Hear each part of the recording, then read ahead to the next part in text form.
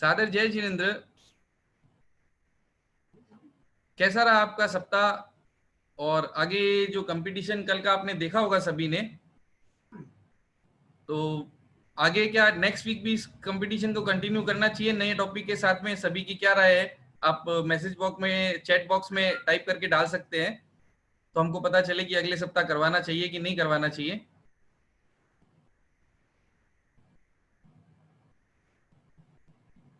कोई अलग तरह का कंपटीशन अगले सप्ताह भी करवाना चाहिए कि नहीं करवाना चाहिए? सभी का क्या राय है?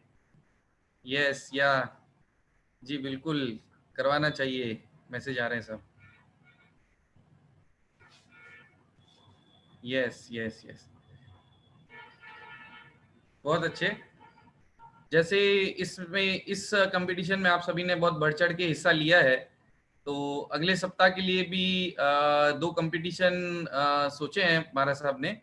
दो कंपटीशन इस तरह से हैं कि एक तो आपको दो रिकॉर्डेड थुई, चैत्यवंदन और स्तवन दिए जाएंगे, उनको आपको याद करना है, और याद करके सैटरडे को जो भी आपको पूछा जाए वो आपको सुनाना है, उन दोनों में से जो भी पूछा जाएगा। तो ये सभी के लिए है, किसी भी एज के जो प्रतिभागी हैं इसमें भाग ले सकते हैं। तो ये सैटरडे को रहेगा। संडे को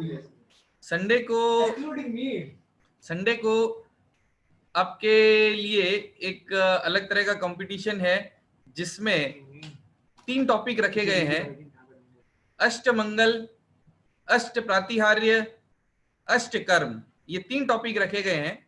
इन तीनों टॉपिक से आपको ड्राइंग बनानी है तीनों टॉपिक की, और फिर उनको एक्सप्लेन करना है संडे को। उस ड्राइंग को आपको एक्सप्लेन करना है संडे को। तो ये 2 कंपटीशन रखे गए हैं नेक्स्ट वीक के लिए, वीकेंड पे, सैटरडे और संडे। सैटरडे को आपको जो थुई, चैत्यवंदन और स्तवन दिए जाएंगे रिकॉर्डेड, उनको याद करके जो पूछा जाएगा वो आपको सुनाने हैं लाइव। और दूसरा अष्टमंगल, अष्ट प्रातिहार्य और अष्ट कर्म। इन तीनों में से जो टॉपिक आपको पसंद हो उसकी आपको ड्राइंग बनानी है और फिर उसको एक्सप्लेन करनी है। चलिए आज का कंपटीशन शुरू करते हैं। सबसे पहले अपने नवकार महामंत्र से प्रारंभ करेंगे।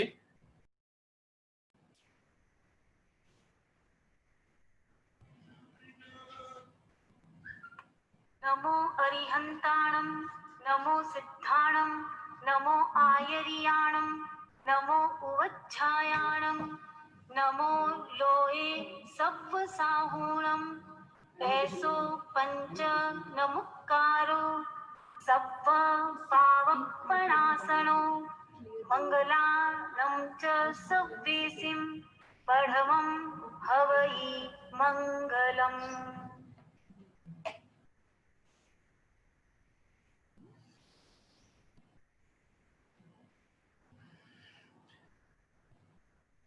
आज हमारे साथ में सदा कुशल सेवा समिति से हेमंत जी कंकालिया है।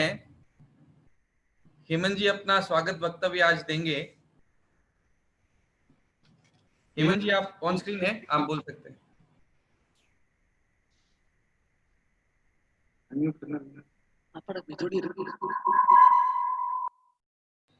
हेमंत जी आप अनम्यूट करिए अपने आप को।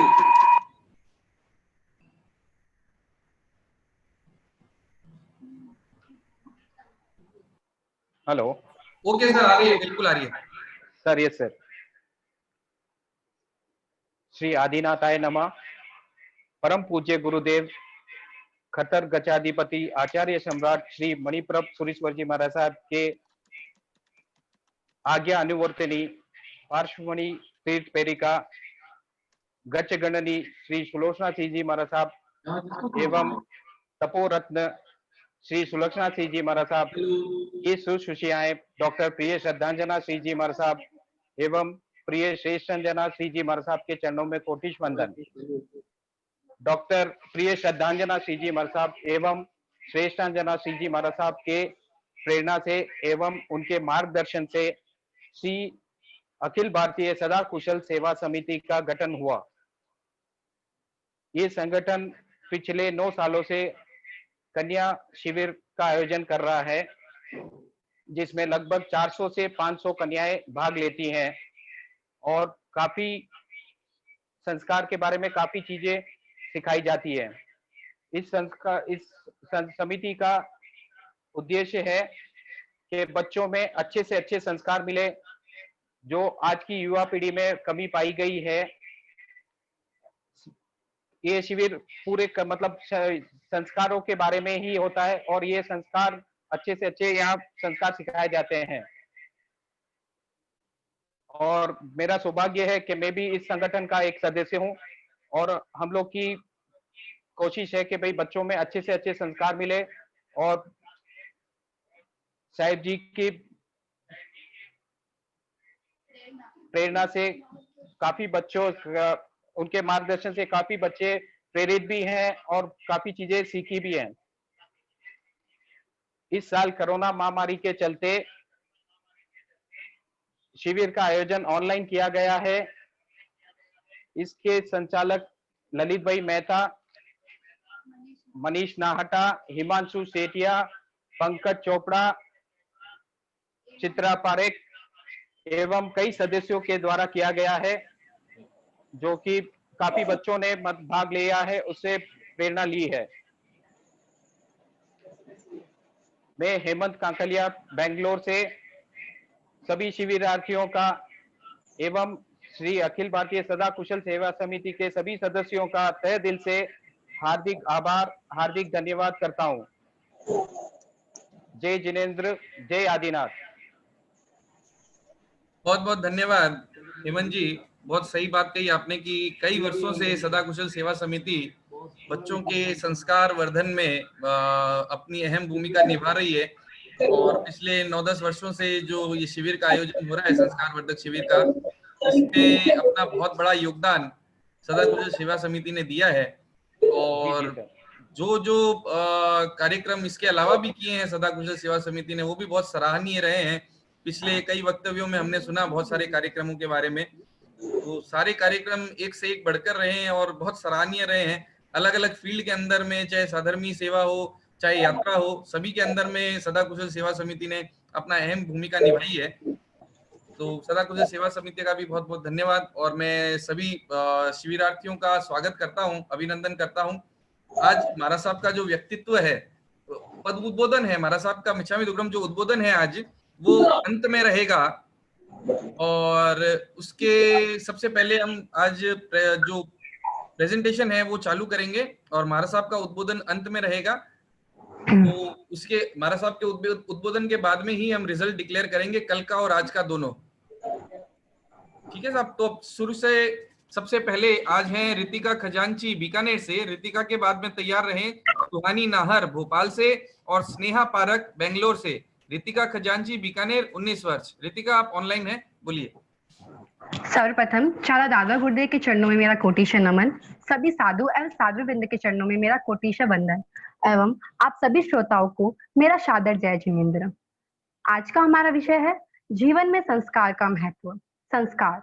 संस्कार एक ऐसी प्रक्रिया जिसके संपन्न होने से कोई वस्तु किसी उद्देश्य के योग्य बनती है। धार्मिकता, पवित्रता, आस्तिकता एवं शुद्धता, ये सभी संस्कार की विशेषताएं हैं। हमारे समाज में ये मान्यता है कि व्यक्ति जन्म से असंस्कृत होता है, परंतु धीरे धीरे उसमें बदलाव आने लगता है एवं संस्कार के माध्यम से वह संस्कृत हो जाता है। अच्छे संस्कार, यदि हमारे संस्कार अच्छे होंगे तो हमारे गुण अच्छे होंगे, गुण अच्छे होने पर हमारी सोच अच्छी होगी, यदि हमारी सोच अच्छी है तो हमारा सभी के साथ व्यवहार अच्छा होगा, व्यवहार अच्छा होने पर हमें परिपक्वता आने लगेगी और परिपक्वता आने पर हम सभी कार्य करने में संपूर्ण रूप से निपुण होंगे और यदि हम सभी कार्य करने में संपूर्ण रूप से निपुण हैं तो हमारा व्यक्तित्व बड़ा ही आकर्षित और उच्च कोटि का होगा। इसीलिए कहा भी जाता है संस्कार हमारी धरोहर। जी हाँ, किसी डिग्री या सर्टिफिकेट पाने से कोई इंसान बड़ा नहीं बन जाता, इंसान बड़ा बनता है अपने संस्कारों से। संस्कार से देश में बदलाव लाया जा सकता है, इस कलयुग में भी देश को महान बनाया जा सकता है। संस्कार की डोर को तुम ना कभी तोड़ना, संस्कारों को तुम ना कभी भूलना। संस्कार से हम हर परिस्थिति का सामना कर सकते हैं।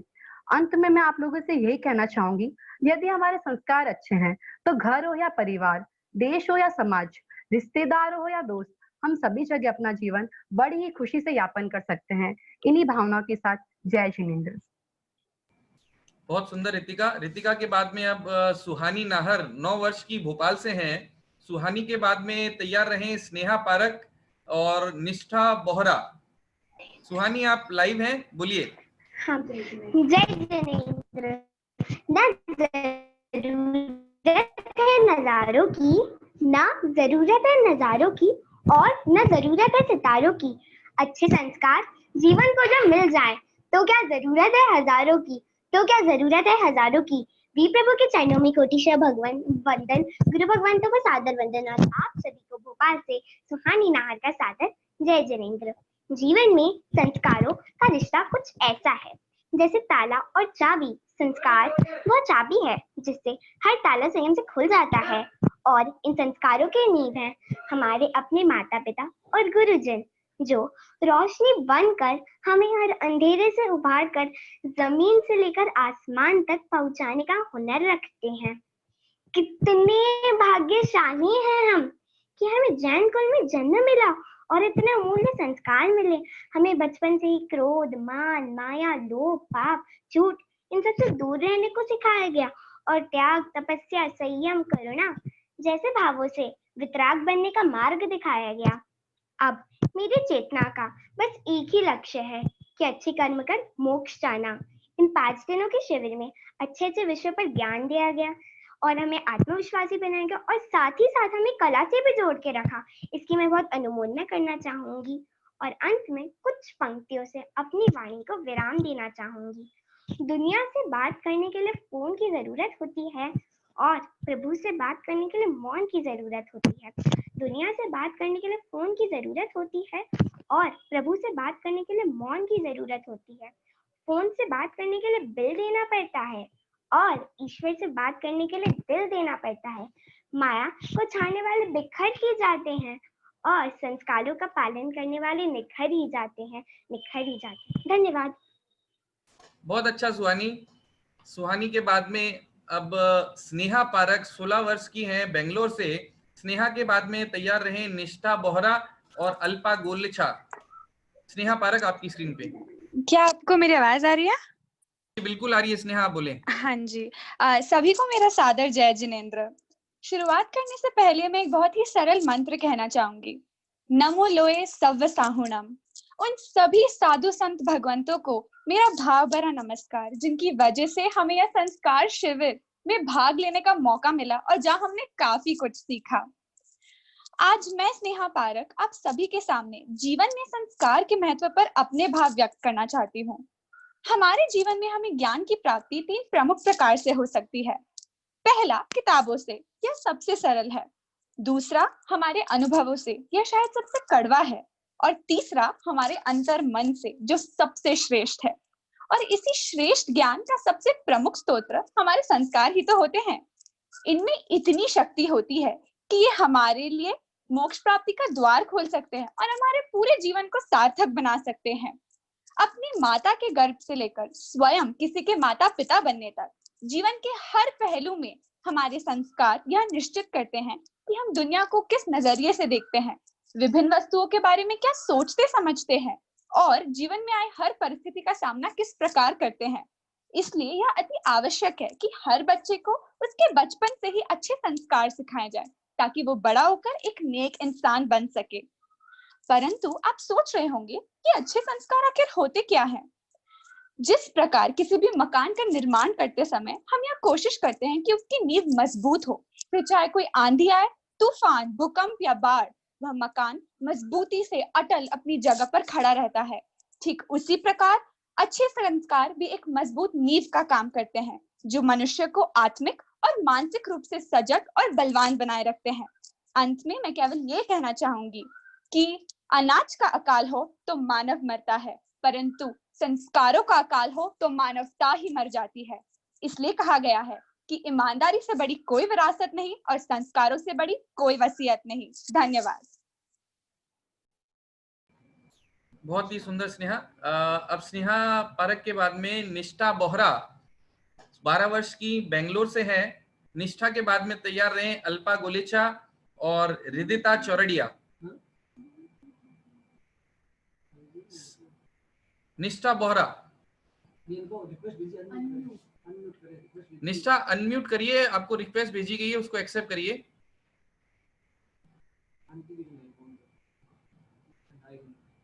निष्ठा बोहरा बेंगलोर से, अनम्यूट करिए आप।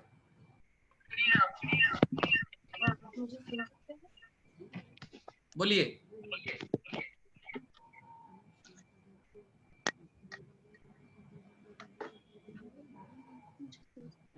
हेलो, निष्ठा आपका टाइम शुरू हो गया, आप बोलिए।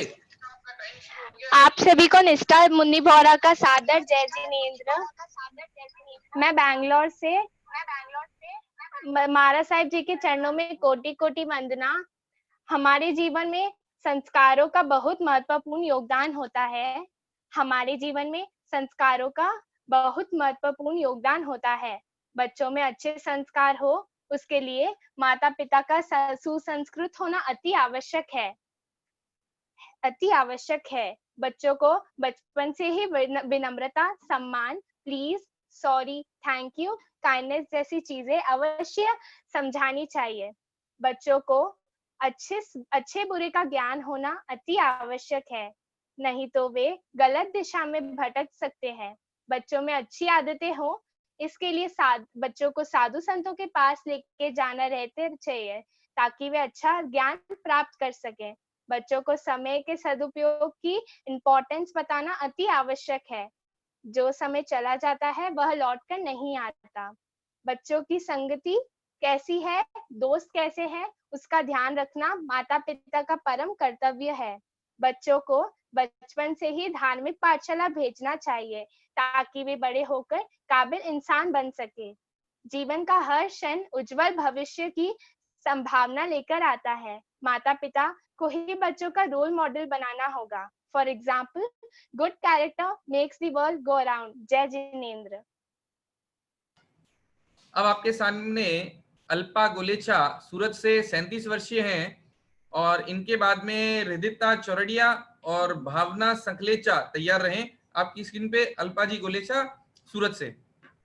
जय जिनेंद्र। मैं अल्पा गोलेचा सूरत से। मैं सबसे पहले अखिल भारतीय सदास कुशल सेवा समिति का धन्यवाद करना चाहूंगी, जिन्होंने मुझे ये मौका दिया। आज का सब्जेक्ट है जीवन में संस्कारों का महत्व। संस्कार ये दो शब्द से बना हुआ है, सम प्लस कार, मतलब अच्छे कार्य करना।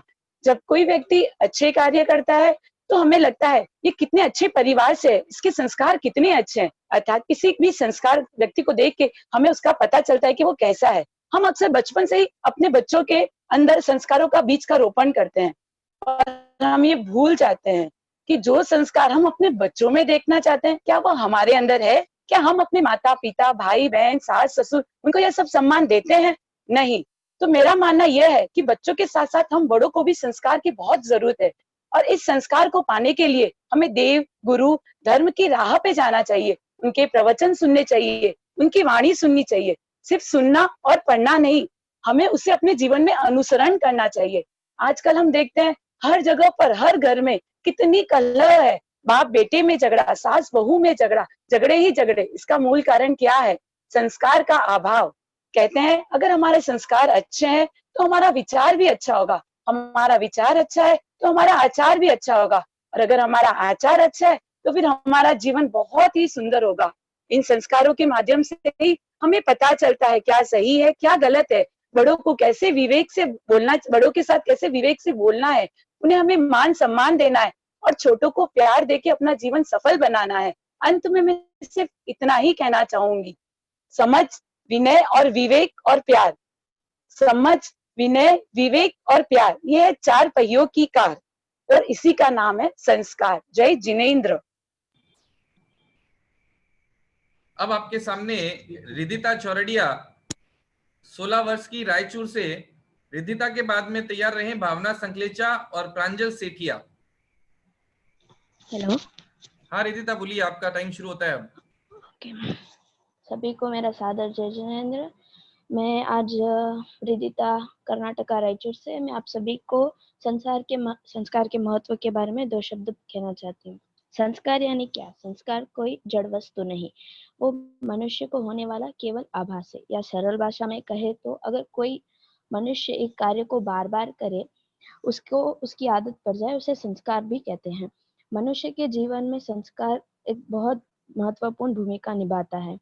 संस्कार हमारे जीवन में होने वाले पुण्य और पाप दोनों का जिम्मेदार होता है। एक शिशु के माता पिता उसके जन्म से ही उसके अंदर अच्छे संस्कार बोने का शुरू कर देते हैं, जैसे कि बड़ों झूठ इत्यादि नहीं बोलना। उसके बाद वह स्कूल जाता है, वहाँ पे उपस्थित सभी टीचर्स गुरुजन उसको बाहरी जीवन के बारे में संस्कार देते हैं, बाहरी जीवन का ज्ञान देते हैं, अच्छे और बुरे का भेद करना सिखाते हैं। फिर हमारे साधु संत जो हमारे आत्म कल्याण, जिनवानी, मंदिर आदि धार्मिक संस्कार देते हैं। मैं भी कई वर्षों से एक संस्कार शिविर में जाती हूँ, पर मुझे इस बार लगा था कि वो संस्कार शिविर नहीं हो पाएगा, क्योंकि आप सबको पता है जैसे कि कोरोना महामारी चल रही है। पर हमारे प्रिय श्रद्धांजना श्री जी एवं शेषन जना जी मरसा दोनों ने श्रद्धा कुशल सेवा समिति के द्वारा इसका भी हल निकाल कर 5 दिन का जूम ऐप पर शिविर रखा था। मुझे वो शिविर में बहुत मजा आया। मैं आप सभी का मुझ पे बहुत आभार है, इसलिए मैं आपको सबको धन्यवाद कहती हूँ। एक लास्ट में कुछ कहना चाहती हूँ कि सभी को आप सम्मान दो, इसलिए नहीं कि वो मतलब उसका वो करते हैं, इसलिए दो कि आपके अच्छे संस्कार है। अंधेरे में निकलोगे तो अंधकार मिलेगा, और अगर संस्कार से बात करोगे तो सम्मान मिलेगा। थैंक यू जय जिनेंद्र। अब आपके सामने भावना संखलेचा 26 वर्ष की बाड़मेर से। भावना के बाद में तैयार रहे प्रांजल सेठिया और विधि छाजेड़। भावना, आपका समय शुरू होता है अब। भगवान महास्वामी के चरणों में कोटि वंदन। सभी चारित्र आत्माओं को मेरा वंदन। अखिल भारतीय श्रद्धा कुशल सेवा समिति के सभी महानुभावों को मेरा सादर प्रणाम। सभी श्रोताओं को मेरा जय जिनेंद्र। भारतीय संस्कृति संस्कार में संस्कृति मानी जाती है। संस्कारों के कारण ही हमें महावीर और राम जैसे महापुरुष मिले। जीवन में संस्कार का बहुत ही बड़ा महत्व है। बट कहा जाता है संस्कार आए कहाँ से? तो कहते हैं कि संस्कार देने वाली सबसे पहली पाठशाला हमारी माँ होती है। माँ ही हमारे में ऐसे संस्कार भरती है, हमें ऐसे संस्कारों से सुशोभित करती है जिससे हमारे जीवन का विकास होता है और हम जीवन में आगे बढ़ते हैं। जहाँ पर भी जाते हैं हम सम्मान को पाते हैं, सबके आगे पूज्य बनते हैं। जीवन का विकास करने में हमारी संस्कार देने हमारी माँ का सबसे ज्यादा महत्व रहता है। लेकिन एक गुरु ऐसे होते हैं जो हमें सुसंस्कार से शोभित करते हैं। वो हमारे आत्म विकास का सोचते हैं, हमें आत्म विकास की ओर अग्रसर करते हैं। इसलिए जीवन में माता पिता एवं गुरु का बहुत ही महत्व होता है। हमें माता पिता एवं गुरुजनों का आदर एवं सम्मान करना चाहिए। कहा जाता है कि यदि गाड़ी में ब्रेक ना हो तो दुर्घटना निश्चित है, गाड़ी में ब्रेक ना हो तो दुर्घटना निश्चित है, और जीवन में संस्कार ना हो तो हमारा पतन निश्चित है। संस्कारों के बिना जीवन उजड़ा चमन जैसा है। इसलिए हमें हमारे जीवन में संस्कारों का बीजारोपण करना चाहिए। इसी संस्कार देने के लिए महाराज साहब जी ने हमारे शिविर का आयोजन किया, और शिविर का नाम भी ये रखा कन्या संस्कार शिविर, यानी कि कन्याओं में संस्कारों का बीजारोपण हो। यदि कन्या संस्कार में होती है तो ससुराल जाती है तो वो सम्मानित होती है, गुरु के पास जाती है तो आदर सम्मान के साथ विनय के साथ उनकी व्यावच सेवा भक्ति करती है। इसलिए हमें हमारे जीवन में संस्कारों को बनाए रखना चाहिए। जिस प्रकार साइकिल के पहिए को चलाने के लिए 2 पैडल की आवश्यकता होती है, उसी प्रकार जीवन को चलाने के लिए संस्कार एवं मर्यादा की आवश्यकता होती है। तो हमें हमारे जीवन में संस्कारों का बीजारोपण करना चाहिए। और भावना, आपका समय समाप्त होता है। अब आपके सामने है प्रांजल सेठिया 11 वर्ष की भिवंडी से। प्रांजल के बाद में तैयार रहे विधि छाजेड़ और साक्षी छाजेड़। प्रांजल, आप ऑनलाइन हैं, बोलिए। हाय, जय जिनेंद्र।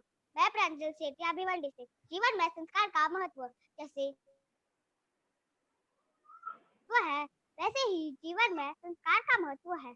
शिक्षा आवश्यक है, लेकिन संस्कार ही जीवन में सफलता की पहली सीढ़ी है। अच्छे संस्कार किसी मॉल से नहीं, अच्छे संस्कार किसी मॉल से नहीं, परिवार के माहौल से मिलते हैं। जब जीवन में संस्कार ही नहीं, वह मनुष्य किस काम का?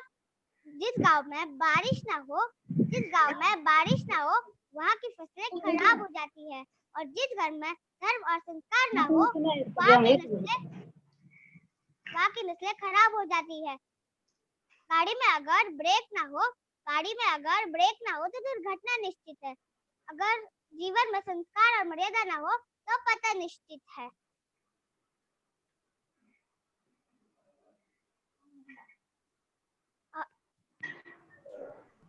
बहुत अच्छे प्रांजल। अब आपके सामने आ रहे हैं विधि छाजेड़ 15 वर्ष की सूरत से। विधि के बाद में तैयार रहे साक्षी छाजेड़ और आयुषी पारक। विधि आप, हाँ बोलिए। जय जिनेंद्र, मेरा नाम छाजेड़ विधि, मैं सूरत से। मैं आज आपको जीवन में संस्कार का महत्व पे कुछ बताने वाली। आज संस्कार का जीवन में काफी महत्वपूर्ण होता है। संस्कार मनुष्य को आदर्श बनाता है। धर्मों एवं पुराणों में संस्कार को काफी महत्व दिया गया है। हम जो भी कार्य एवं व्यवहार करते हैं, हम जिस तरह से कहते हैं उन्हें ही हम संस्कार कहते हैं। हम संस्कार अपने परिजनों से सीखते आए हैं। संस्कार सीखकर हम अपने समाज और परिवार में एक अच्छी तरह से जिंदगी यापन कर सकते हैं। मनुष्य और जीव जंतु में यही अंतर है कि मनुष्य अपना कोई भी कार्य संस्कार के बंधन में बंधकर करता है और संस्कारों की वजह से मनुष्य का काम सही तरह से प्राप्त होता है और कई लाभ हमें भी प्राप्त होते हैं। हमारे समाज में संस्कार इसलिए बनाए गए हैं कि हम हमारे परिवार और समाज में एक अच्छी तरह से जिंदगी यापन कर सके। हमारे हिंदू धर्म में कई तरह के संस्कार होते हैं, उनमें से कई संस्कार हम यहाँ पे प्रस्तुत करेंगे। हमारे परिवार में कोई भी बच्चा जन्म लेता है तो हम उसे कई तरह के संस्कार करते हैं। एक संस्कार जिसको हम नामकरण भी कहते हैं, हम उस बच्चे को नामकरण करते हैं, उसकी वजह से वो बच्चा समाज और परिवार में जाना जाता है। संस्कार जीवन में काफी महत्वपूर्ण होता है। संस्कार के बाद ब्राह्मणों को खाना भी खिलाया जाता है। संस्कार वास्तव में जीवन में काफी महत्वपूर्ण होता है। जय जिनेंद्र। ये थी विधि छाजेड़ सूरत से। अब आपके सामने आ रही हैं साक्षी छाजेड़ 16 वर्षीय सूरत से। साक्षी, आप अपना ऑडियो अनम्यूट करिए साक्षी। साक्षी ऑडियो अनम्यूट करिए।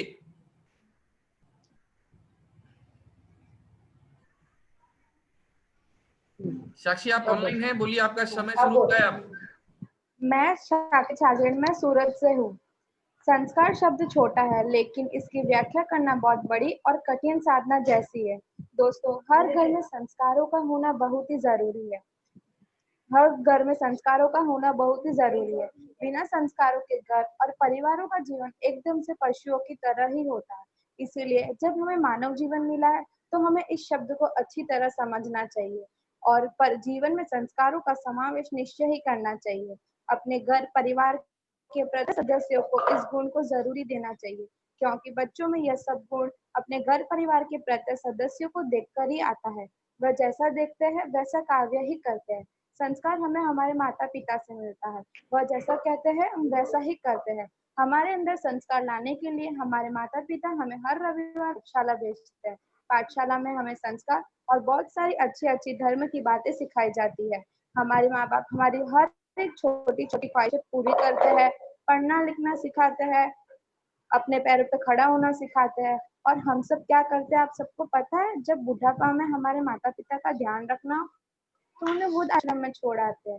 तो ऐसा ना करें। मेरी आप सबसे यही विनती है कि हमेशा अपने माँ बाप के साथ रहे, उनकी हेल्प करे, उन्हें कभी भी अकेला ना छोड़े। दादा दादी की कहानी हो गई सब पुरानी, सारी दुनिया हो गई मोबाइल की दीवानी। पवित्र पाकर शिक्षा नौकरी मांगे, नौकरी की भिक्षा, बाप की कमाई पे करते मनमानी। जय जिनेंद्र।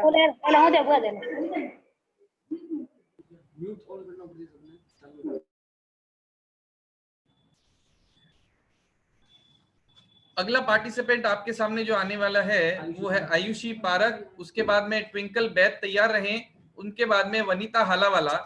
अभी आज की कंपटीशन पूरा होने के बाद में महाराज साहब का उद्बोधन रहेगा।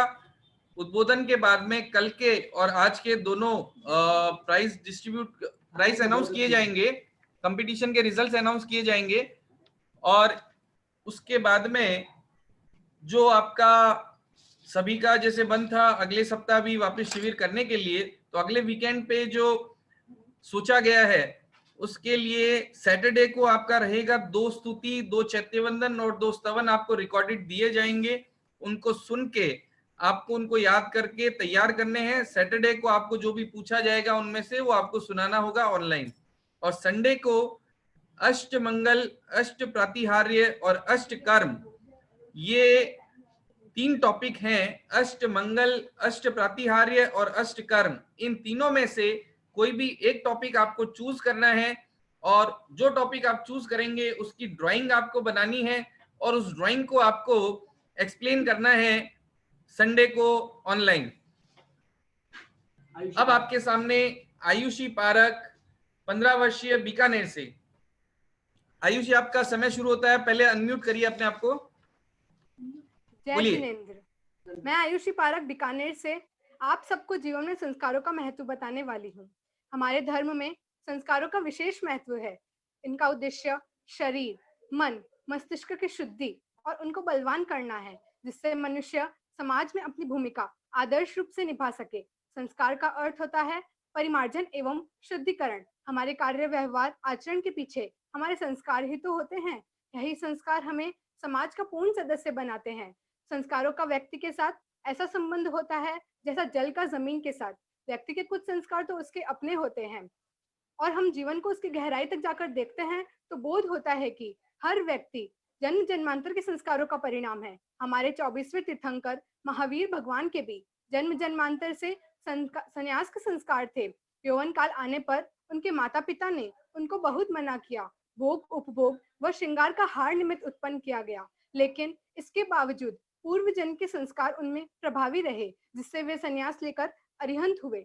संस्कार चाहे बेहतर हो या बदतर हो, इस जन्म के हो या पूर्व जन्म के हो, व्यक्त हुए बिना नहीं रहते।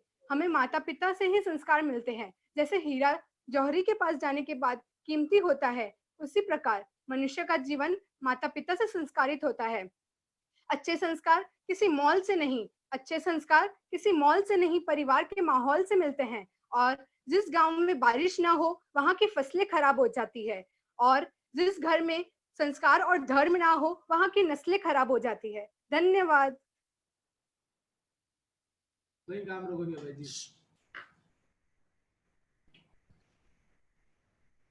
अब आपके सामने आ रही है ट्विंकल बैद दुर्ग से 15 वर्षीय ट्विंकल बैद दुर्ग से। ट्विंकल के बाद में तैयार रहे हैं वनीता हालावाला और गरिमा नाहटा। ट्विंकल, आपका समय शुरू होता है अब। जी, जिनका शासन इस धरा पर दैदीप्यमान है, केवल ज्ञान, केवल दर्शन से जो प्रकाशवान है, अहिंसा परमो धर्म का जिन्होंने संदेश दिया, ऐसे महान है। सिद्ध शिला पर विराजित प्रभु महावीर के चरणों में कोटि कोटि प्रणाम। परम पूज्य आचार्य प्रवर जिन मणिपुर सुरेश्वर जी महाराज के चरणों में वंदन एवं श्री सुलोचना जी महाराज आदि थाना के चरणों में वंदन। संस्कार, संस्कार का अर्थ है परिमार्जन या शुद्धिकरण। यह संस्कार हमें समाज में पूर्ण सदस्य बनाते हैं।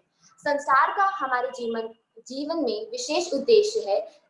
इनका महत्व है, ये हमारे शरीर, मन, मस्तिष्क की शुद्धि करते हैं एवं इसे बलवान करते हैं, ताकि हम और आप समाज में और अपने परिवार में अपनी भूमिका आदर्श रूप से निभा सके। कहते हैं अच्छे संस्कार मोल से नहीं, परिवार के माहौल से मिलते हैं, लेकिन हमें लगता है कि हमें यह संस्कार जन्मजात मिले हुए हैं, क्योंकि हम जैन। गर्व है कि हम भगवान महावीर की संतान हैं। आज पूरा विश्व हमारे संस्कार और हमारे धर्म से प्रेरणा स्रोत है। बस जरूरत है तो इसे अपनाने की और इसे समझने की। हमें जो संस्कार हमारे माता पिता और गुरुओं से मिले हैं, इसे हमारे जीवन में उतारने की। अच्छे संस्कार जीवन में सुख, शांति और सफलता लाते हैं। बिना संस्कार के हम एक मृत व्यक्ति के समान हैं। सुना है पैदाइशी तो इंसान असंस्कृत होता है, लेकिन संस्कारों के माध्यम से वह सुसंस्कृत होता है। एक चरित्रवान और संस्कारित व्यक्ति ही अपने जीवन में अपने परिवार, अपने राष्ट्र और अपने समाज की भूमिका अच्छे से निभाता है। मैं भी यही चाहती हूँ कि मुझे जो संस्कार मेरे माता पिता और गुरुओं से मिले हैं, मैं इन्हें हमेशा याद रखूं। और इस शिविर के माध्यम से आप सभी ने जो मार्गदर्शन हमें दिए हैं, इन्हें हमेशा याद रखूं, ताकि भविष्य में आर्थिक, सामाजिक, धार्मिक पारिवारिक क्षेत्र में हमेशा सफलता प्राप्त कर सकूं। इन्हीं शुभकामनाओं के साथ मैं ट्विंकल जैन, जय जिनेंद्र, जय महाराज। अब आपके सामने आ रही हैं वनीता हालावाला, 20 वर्षीय सूरत से। वनीता के बाद में तैयार रहे गरिमा नाहटा और माही धोखा। वनीता बोलिए, आपका समय शुरू होता है अब।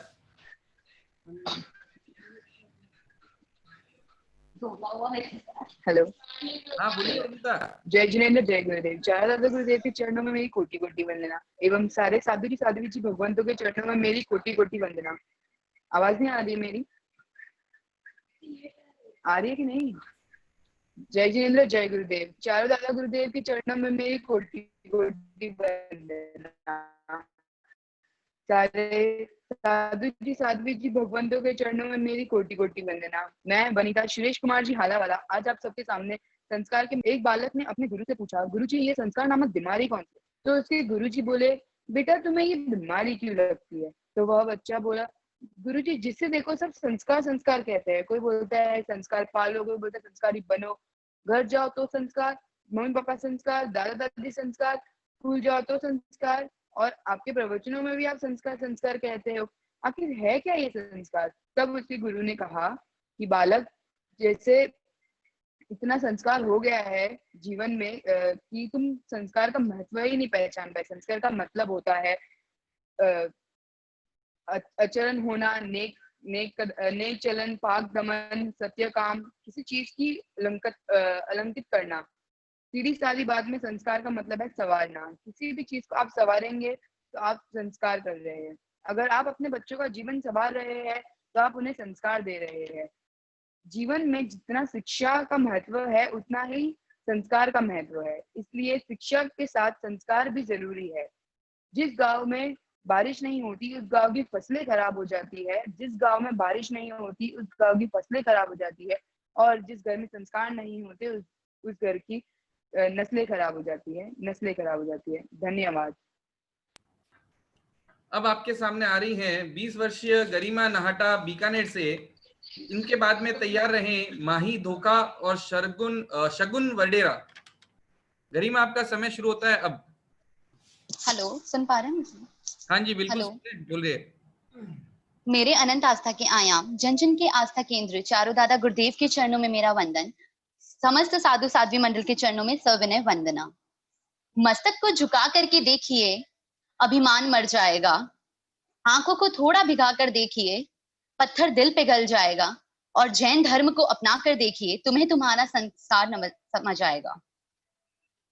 मैं गरिमा नाहटा सभी को सादर जय जिनेंद्र। मैं गरिमा नाहटा जीवन में संस्कारों के महत्व बताने का कुछ प्रयास कर रही हूँ। मुझे मालूम है संस्कारों के बारे में सब कुछ बताना बहुत ही कठिन है, क्योंकि इसके लिए अगर समंदर के पानी को शाही बनाकर भी लिखा जाए तो भी मैं इसकी महिमा का बखान नहीं कर पाऊंगी। संस्कार से व्यक्ति का निर्माण होता है, केवल शिक्षा से नहीं, क्योंकि जो शिक्षित है वह बुद्धिमान जरूर है, पर जो संस्कारी है वही विद्वान है। जरा सोचिए, अगर हमारी किसी को भी जरूरत हो, जरा सोचिए अगर समाज को हमारी जरूरत हो, तो क्या हमारा डॉक्टर या इंजीनियर होना काफी होगा? नहीं, बिल्कुल नहीं। हमें संस्कारी भी होना पड़ेगा, क्योंकि अगर हम संस्कारी नहीं होंगे तो हम में सहनशीलता होगी ही नहीं, हम में करुणा तो होगी ही नहीं, हम में समर्पण भावना तो होगी ही नहीं। कहते हैं पुराने समय में एक महात्मा ने पूछा कि आने वाली पीढ़ी के लिए सबसे बड़ा कर्तव्य तुम्हारा क्या है? क्या उन्हें धन देना है, क्या उन्हें महल देना है, या फिर क्या उन्हें जमीन जायदाद देना है? उन्होंने कहा तुम्हारा सबसे बड़े कर्तव्य है कि उन्हें संस्कार देना है। जितने भी इस भौतिक जगत में हमारे शिक्षक लोग हैं, माता पिता हो, दादा दादी हो, या फिर हमारे अध्यापक हो, मैं उन्हीं से यही कहना चाहूंगी कि आत्मीयता, करुणा, प्यार की भावना का संचार करे आने वाली पीढ़ी में। और अंत में मैं अखिल भारतीय सदा कुशल सेवा समिति को अनुमोदना करना चाहूंगी कि इस लॉकडाउन के चलते हुए भी, कोरोना एपिडेमिक के चलते हुए भी, उन्होंने हमें एक प्लेटफॉर्म दिया कि हम हमारी व्याख्या कर सके। धन्यवाद।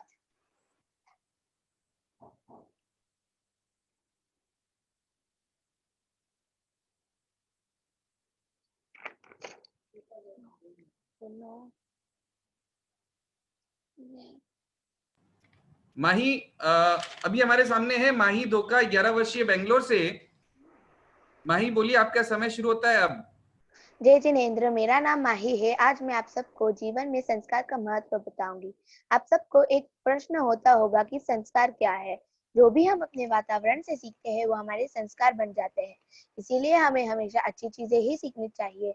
एक कहानी के माध्यम से हम इसे बेहतर समझेंगे। एक संस्कार गाली देने का भी होता है। आपने ध्यान दिया होगा कि कुछ लोग बात बात पर गाली देते हैं। एक बार एक लड़का था, जब वो छोटा था उसने गाली देना सीखा, उसे किसी ने नहीं रोका। जब वो बड़ा हुआ उसके मुंह से बार बार गाली निकल जाती थी। गलत संस्कार पड़ जाए तो हमें अंदर से गिल्टी भी फील होता है, क्योंकि हमारे मुंह से ना चाहते हुए भी गाली निकल जाती है, जिससे हम अपने जीवन को ऊंचा नहीं उठा पाते हैं। वही अगर हम अपने दिन की शुरुआत भगवान की पूजा से करते हैं तो हमारा दिन कितना अच्छा बीतता है। यह भी एक संस्कार है। हमारे माता पिता, बड़े लोग जो भी हो, उन्होंने हमें एक बात बताई कि हमें डेली देव दर्शन करने चाहिए, जिससे हमें अच्छे संस्कार आए। अगर हम अच्छे संस्कार लेंगे तो हम ऊंचा जाएंगे। अच्छे संस्कार हमें ऊंचा ले जाते हैं, वही बुरे हमें नीचे ले जाते हैं।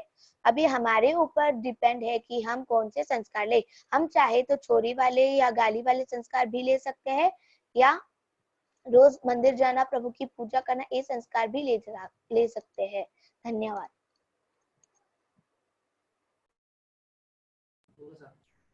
अब आपके सामने आ रही है शगुन वडेरा, 14 वर्ष की, सूरत से। शगुन के बाद में तैयार रहे अनीता श्रीमाल और लक्षिता हालावाला। शगुन, आपका समय शुरू होता है अब, बोलिए। सर्वप्रथम पूजनीय श्रद्धांजलि श्री जी महाराज साहब के चरणों में कोटि सह वंदना, जिनकी बदौलत मुझे यहाँ बोलने का अवसर मिला, और सदा कुशल समिति को मेरा धन्यवाद। जिस तरह जीवात्मा बिना इस बेजान शरीर का कोई महत्व नहीं है, ठीक उसी प्रकार संस्कारों बिना हमारे जीवन का भी कोई महत्व नहीं है। इंसान की पहचान उसके संस्कारों से ही होती है। संस्कार उसके समुच्चय जीवन को व्याख्यायित करते हैं।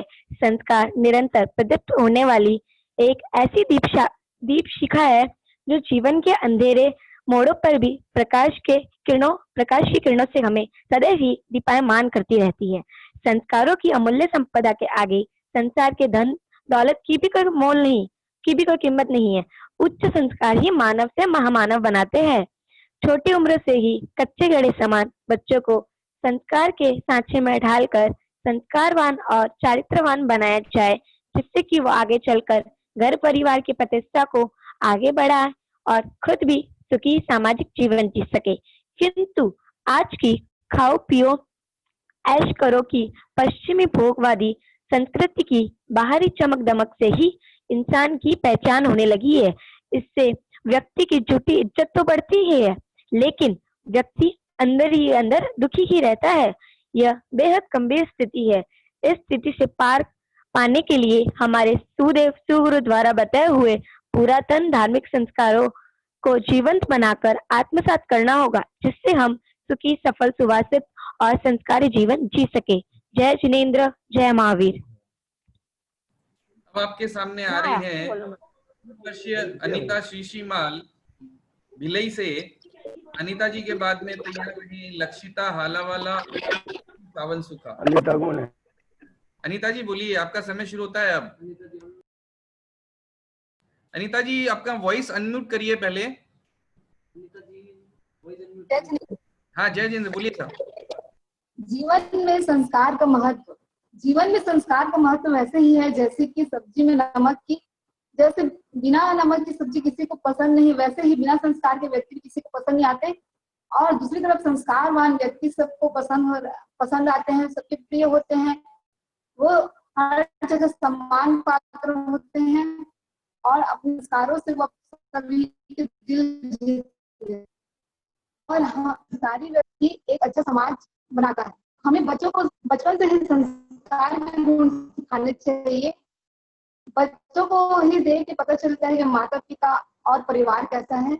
जैसे कि कुम्हार कच्चे गीली मिट्टी से जिस रूप में डालता है वो उस रूप से हो जाती है मिट्टी, वैसे ही बच्चों का मन भी कोमल होता है। उन्हें जैसे संस्कार दिए जाए वो ऐसे बनते हैं और अपने माता पिता को देख के वैसे बनते, इसीलिए हमें उन्हें अच्छे संस्कार देना चाहिए ताकि वृद्धाश्रम में की कमी हो और हमें उन्हें अच्छा इंसान बनाना चाहिए।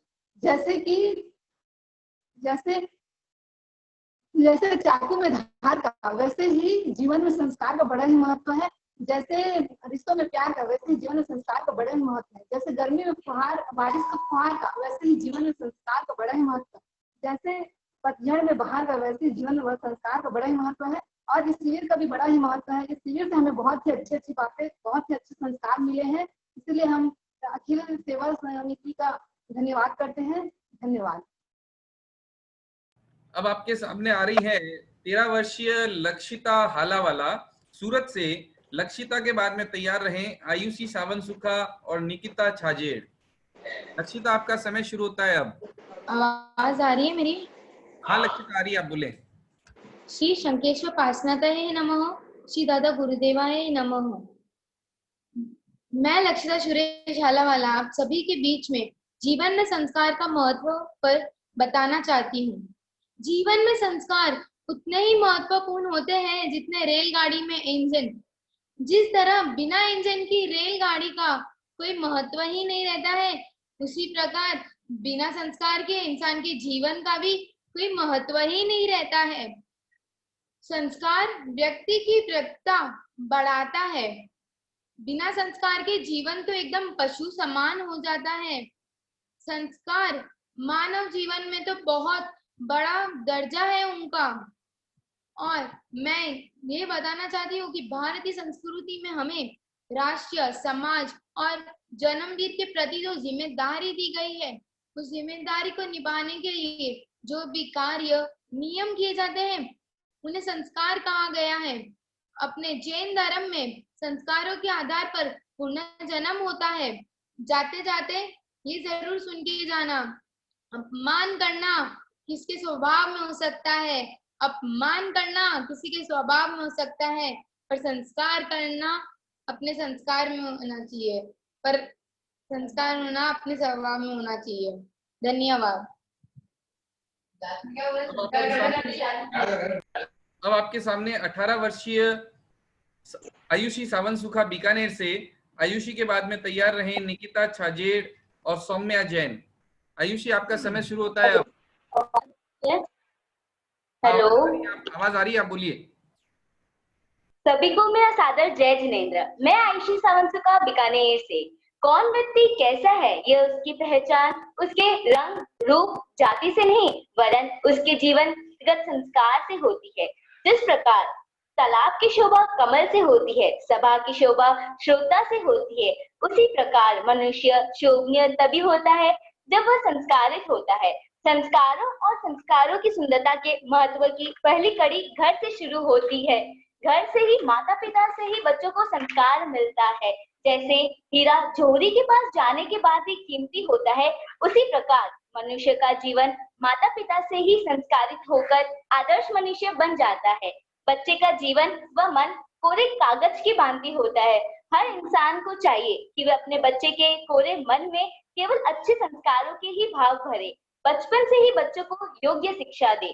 जैसे प्रातः सोकर उठने के पश्चात बच्चों को बिस्तर में ही प्रार्थना करवाना तथा ईश्वर से आज का दिन दिखाया इस हेतु कृतज्ञता व्यक्त करना सिखाए। उसी प्रकार प्रत्येक बात ईश्वर की ही कृपा से हुई है यह बात उनके मन में अंकित करें। इसके बाद दूसरी जिम्मेदारी स्कूल के शिक्षकों एवं शिक्षिकाओं की होती है, जो बच्चों को अच्छे संस्कारों का बोध कराते हैं। हमारे संस्कार अच्छे हैं और हमें अच्छे और बुरे की जानकारी ही नहीं है तो इसका कोई महत्व नहीं रहता। अच्छी संगति से एक भव नहीं अपितु भव भवान्तर सुधर जाते हैं और फिर सत संगति मिल जाए तो सोने पे सुहागा हो जाता है। सज्जन की संगति एवं संतों की संगति, सज्जन की संगति से एक भव सुधरता है तो संतों की संगति से भव भवंतर सुधर जाते हैं। अंत में इतना ही कहना चाहूंगी, भूख ना हो तो भोजन बेकार है, नींद ना हो तो बिस्तर बेकार है, वचन में मिठास ना हो तो वाणी बेकार है, और वैसे ही अच्छी संगति और संस्कार ना हो तो जीवन बेकार है। जय जिनेंद्र, धन्यवाद। अब आपके सामने आ रही है 27 वर्षीय निकिता छाजेड़ मंदसौर से। निकिता जी के बाद में सौम्या जैन और उमंग सुराना तैयार रहे। निकिता जी आप अनम्यूट करिए। हाँ, अब आप सभी को मेरा सादर जय जिनेंद्र, जय गुरुदेव। आज हम सभी मिलकर अपने जीवन को सार्थक रूप देने में संस्कारों के महत्व के विषय पर चर्चा कर रहे हैं। इन दिनों हम मनुष्य को भौतिक सुख सुविधाओं से परिपूर्ण बनाने की बात तो सोच रहे हैं, किंतु सुसंस्कारों के विकास को भूलते ही जा रहे हैं। साधनों के विकास के साथ कलह और युद्ध को रोकना है, बर्बादी से बचना है, उज्जवल भविष्य तक पहुंचना है, तो मनुष्य को संस्कारित बनाने की कला पर जोर देना ही होगा।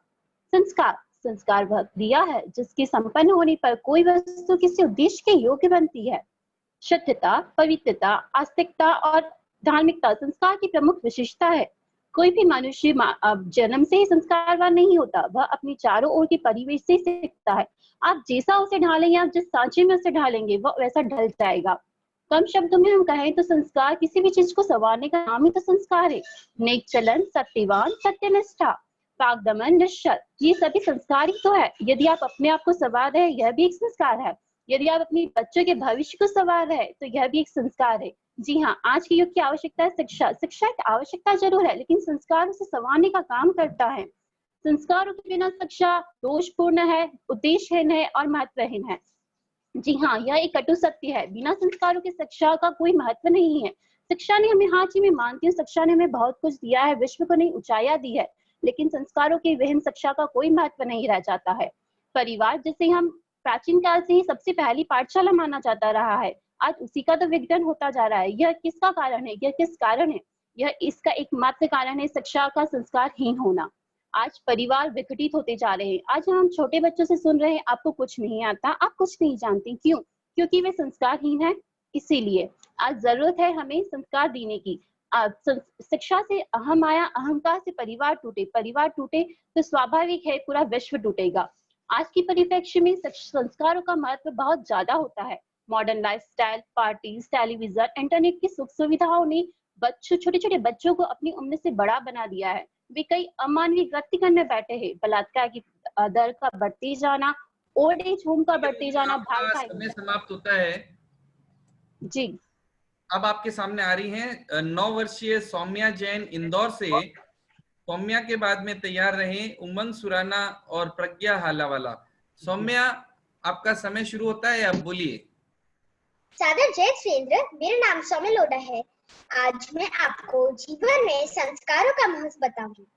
उत्तम संस्कारी कोई प्राप्त होना 10 दुर्लभ बोलों में से एक है। उत्तम संस्कार परंपरा से ही प्राप्त होता है और श्रेष्ठ परंपरा को बढ़ाना माता पिता का ही कर्तव्य होता है। लौकिक शिक्षा परंपरा से ही प्राप्त होती। लौकिक शिक्षा हमें संस्कार नहीं प्रदान करती है। जीवन में संस्कारों का बीजारोपण गुरु व माता पिता से ही शुरू हो जाता है। शिशु की माता प्रथम गुरु होती है, अर्थात संस्कारों का बीजारोपण घर से ही शुरू हो जाता है। विनय, सम्मान देने से हमें सम्मान वापस मिलता है। वीरवान बनने से हमें ज्ञान की बातें बहुत जल्दी याद होती है। बड़ों को प्रणाम करना, बड़ों को प्रणाम करने से हमें आशीर्वाद मिलता है और हमारे जीवन में नम्रता आती है। जिनेंद्र व तीर्थंकर की जय बोलने से हमारे जीवन में नम्रता आती है और हमारे संस्कारों की पहचान भी होती है। गुस्सा नहीं करना चाहिए। गुस्सा करने से हमारे कर्म बनते हैं और हमारे माइंड पावर लो हो जाता है।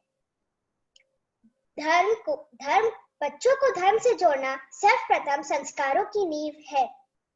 ध्यान से सुनिए, धर्म के कारण नहीं रहते हैं बच्चे, व्यसन से दूर, सदाचार, विवेक व विनय से भरपूर, पापों से भी रहते हैं सदा भयभीत। मैं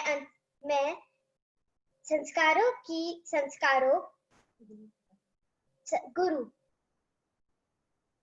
में आपका समय समाप्त होता है।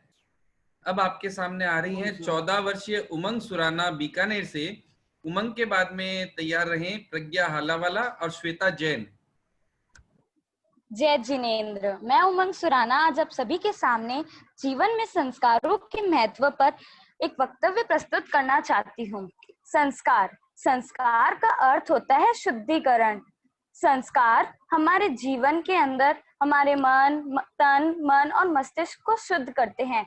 किसी व्यक्ति की सही पहचान उसके रंग, रूप, जाति, फैशन आदि से नहीं, बल्कि उसके संस्कारों से ही होती है। जैसे एक मकान की नींव मजबूत ना हो तो वो ज्यादा देर तक टिक नहीं पाएगा, वैसे ही अगर हमारे जीवन के अंदर संस्कार की नींव ना हो तो हम कभी सफल नहीं हो पाएंगे, हम कभी आगे नहीं बढ़ पाएंगे। संस्कार तो हमें हमारे माता पिता, गुरुजनों व बड़ों से मिलते हैं। संस्कार हमें हमेशा सही दिशा पर ही ले जाते हैं। संस्कार तो व्यक्ति का गौरव होते हैं। संस्कार व्यक्ति की गरिमा होती है। संस्कार से ही तो हमारा जीवन संतुलित बनता है। संस्कार तो हमारे जीवन का आदर्श होते हैं। यदि कोई व्यक्ति छोटी जाति का हो परंतु उसके संस्कार ऊंचे हो तो वो छोटा होकर भी ऊंचा आदर्श स्थापित कर लेता है।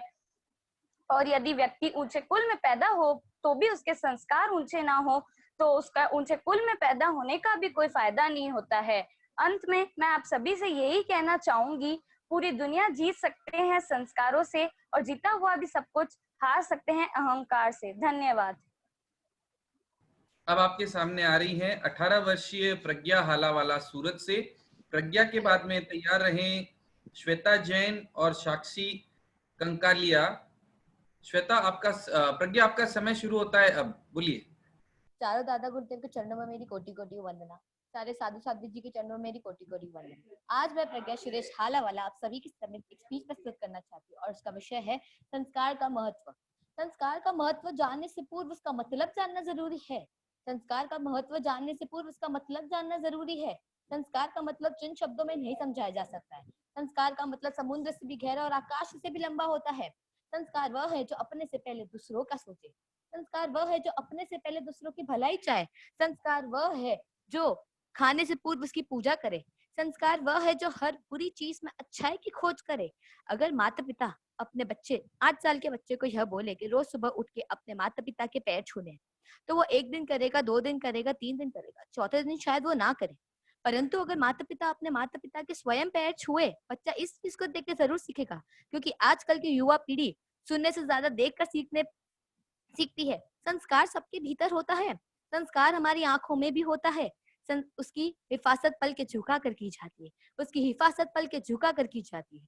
इस अहंकारी जीवन में संस्कार का महत्व कहीं गुम सा गया है। इस अहंकारी जीवन में संस्कार का महत्व कहीं गुम सा गया है। परंतु हमारे साधु साध्वी जी हर साल संस्कार शिविर का आयोजन करके हमारे अंदर के संस्कार रूपी दीपक को कभी बुझने नहीं देते। वह चाहते हैं हमेशा हमारे जीवन में संस्कार हमेशा अपने एक प्रकाश उजाजित करे।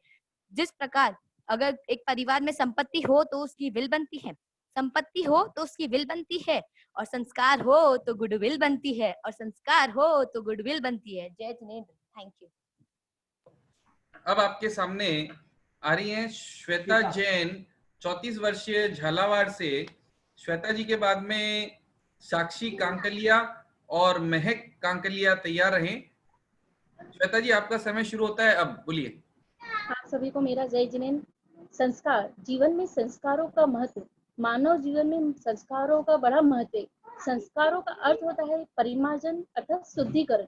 संस्कार ही हमें समाज में रहना सिखाते हैं। अगर मनुष्य में संस्कार होंगे तो ही वह गृहस्थ जीवन में खुशी व समृद्धि दे पाएगा। सभी माता पिता का परम कर्तव्य कि वे अपने बच्चों को नैतिक बनाए और कुसंस्कारों से बचाकर बचपन में ही उनमें अच्छे संस्कारों का बीजारोपण करे। संस्कार घर से मिलते और उसका पहला गुरु माँ होती है। माँ ही अपने बच्चों को आदर, स्नेह और अनुशासन जैसे गुणों का सिंचन करती। संस्कारों का प्रभाव बड़ों से छोटों की ओर होता है। बच्चे उपदेश से नहीं अनुसरण से सीखते हैं। संस्कारों का व्यक्ति के साथ ऐसा संबंध है जैसे जल का जमीन के साथ। परिवार से बच्चे अच्छे बुरे संस्कार प्राप्त करते। अगर दादा दादी, माता पिता, अंकल आंटी संस्कारी होंगे तभी बच्चे संस्कारी बन पाएंगे। बच्चों को धर्म के प्रति जागरूक करना व नियम से मंदिर, पाठशाला, पाठ पूजा भेजना, ये हर परिवार का नियम होना चाहिए। जिससे बच्चों में संस्कार आए, अपने बच्चों के प्रति कर्म करें, अच्छा बुरा का अंतर समझ पड़े। आज रोग, शोक, कलह, क्लेश, पाप, अपराध, अपहरण, छल आदि हो रहे हैं। क्यों? क्योंकि संस्कारों की कमी। आज हम देख रहे हैं कि कुछ माता पिता को समय ही नहीं मिलता है, वह काम में इतने मस्त हो गए हैं कि बच्चों पर ध्यान ही नहीं रख पाते। उनका तो यही लक्ष्य होता है कि बच्चों को सारी सुख सुविधाएं साधन दे, लेकिन भूल जाते हैं कि जीवन में साधन ही नहीं, संस्कार भी होने चाहिए, जिससे बच्चा अपना नाम कमाए। लोगों को भरपूर सम्मान दीजिए, लोगों को भरपूर सम्मान दीजिए, इसलिए नहीं कि ये उनका अधिकार है, ये उनका अधिकार है, बल्कि इसलिए कि आप में संस्कार है, आप में संस्कार है। जय जिनेंद्र। अब आपके सामने आ रही है 13 वर्षीय महक कंकालिया बेंगलोर से। इसके बाद में अभी आ रही है साक्षी कांकलिया, 8 वर्षीय साक्षी कांकलिया बेंगलोर से। इसके बाद में महक कांकलिया और अनन्या धारीवाल तैयार रहे। साक्षी वीडियो।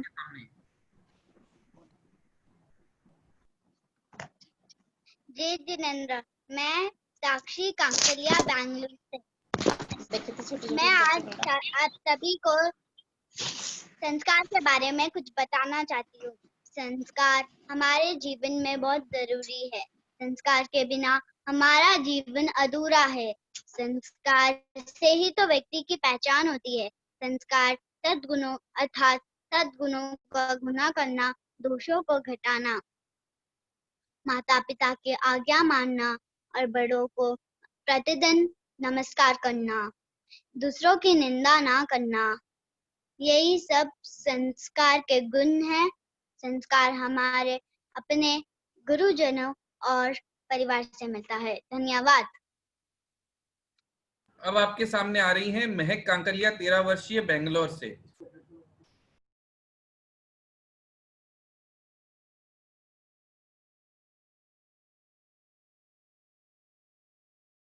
महक अनम्यूट कीजिए अपने वॉइस को। हाँ बोलिए, आपका समय शुरू होता है अब। जय जिनेंद्र, आज मैं आप सबको जीवन में संस्कारों का महत्व के बारे में कुछ बताना चाहती हूँ। संस्कारों का मूल शब्द है शुद्धिकरण। संस्कारों के बिना जीवन अधूरा है। मन, वचन, कर्म और शरीर को पवित्र करना ही तो संस्कार है। संस्कार द्वारा मनुष्य अपनी सहज पूर्ण विकास करके अपना और समाज दोनों का कल्याण करता है। संस्कार वह स्रोत है जो हमारे परिवार को जोड़े रखता है। इससे आप अंदाजा लगा ही सकते होंगे कि संस्कार की जड़ें कितनी गहरी होंगी। संस्कार हमारे सामाजिक और धार्मिक जीवन की पहचान है। संस्कार से संस्कार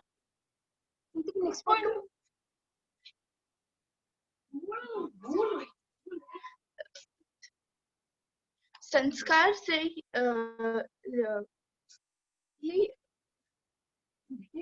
कौन कैसा है, यदि ये पहचान करनी है तो उसके संस्कारों को जानो। ये व्यक्ति की मर्यादा एवं उसकी गरिमा है।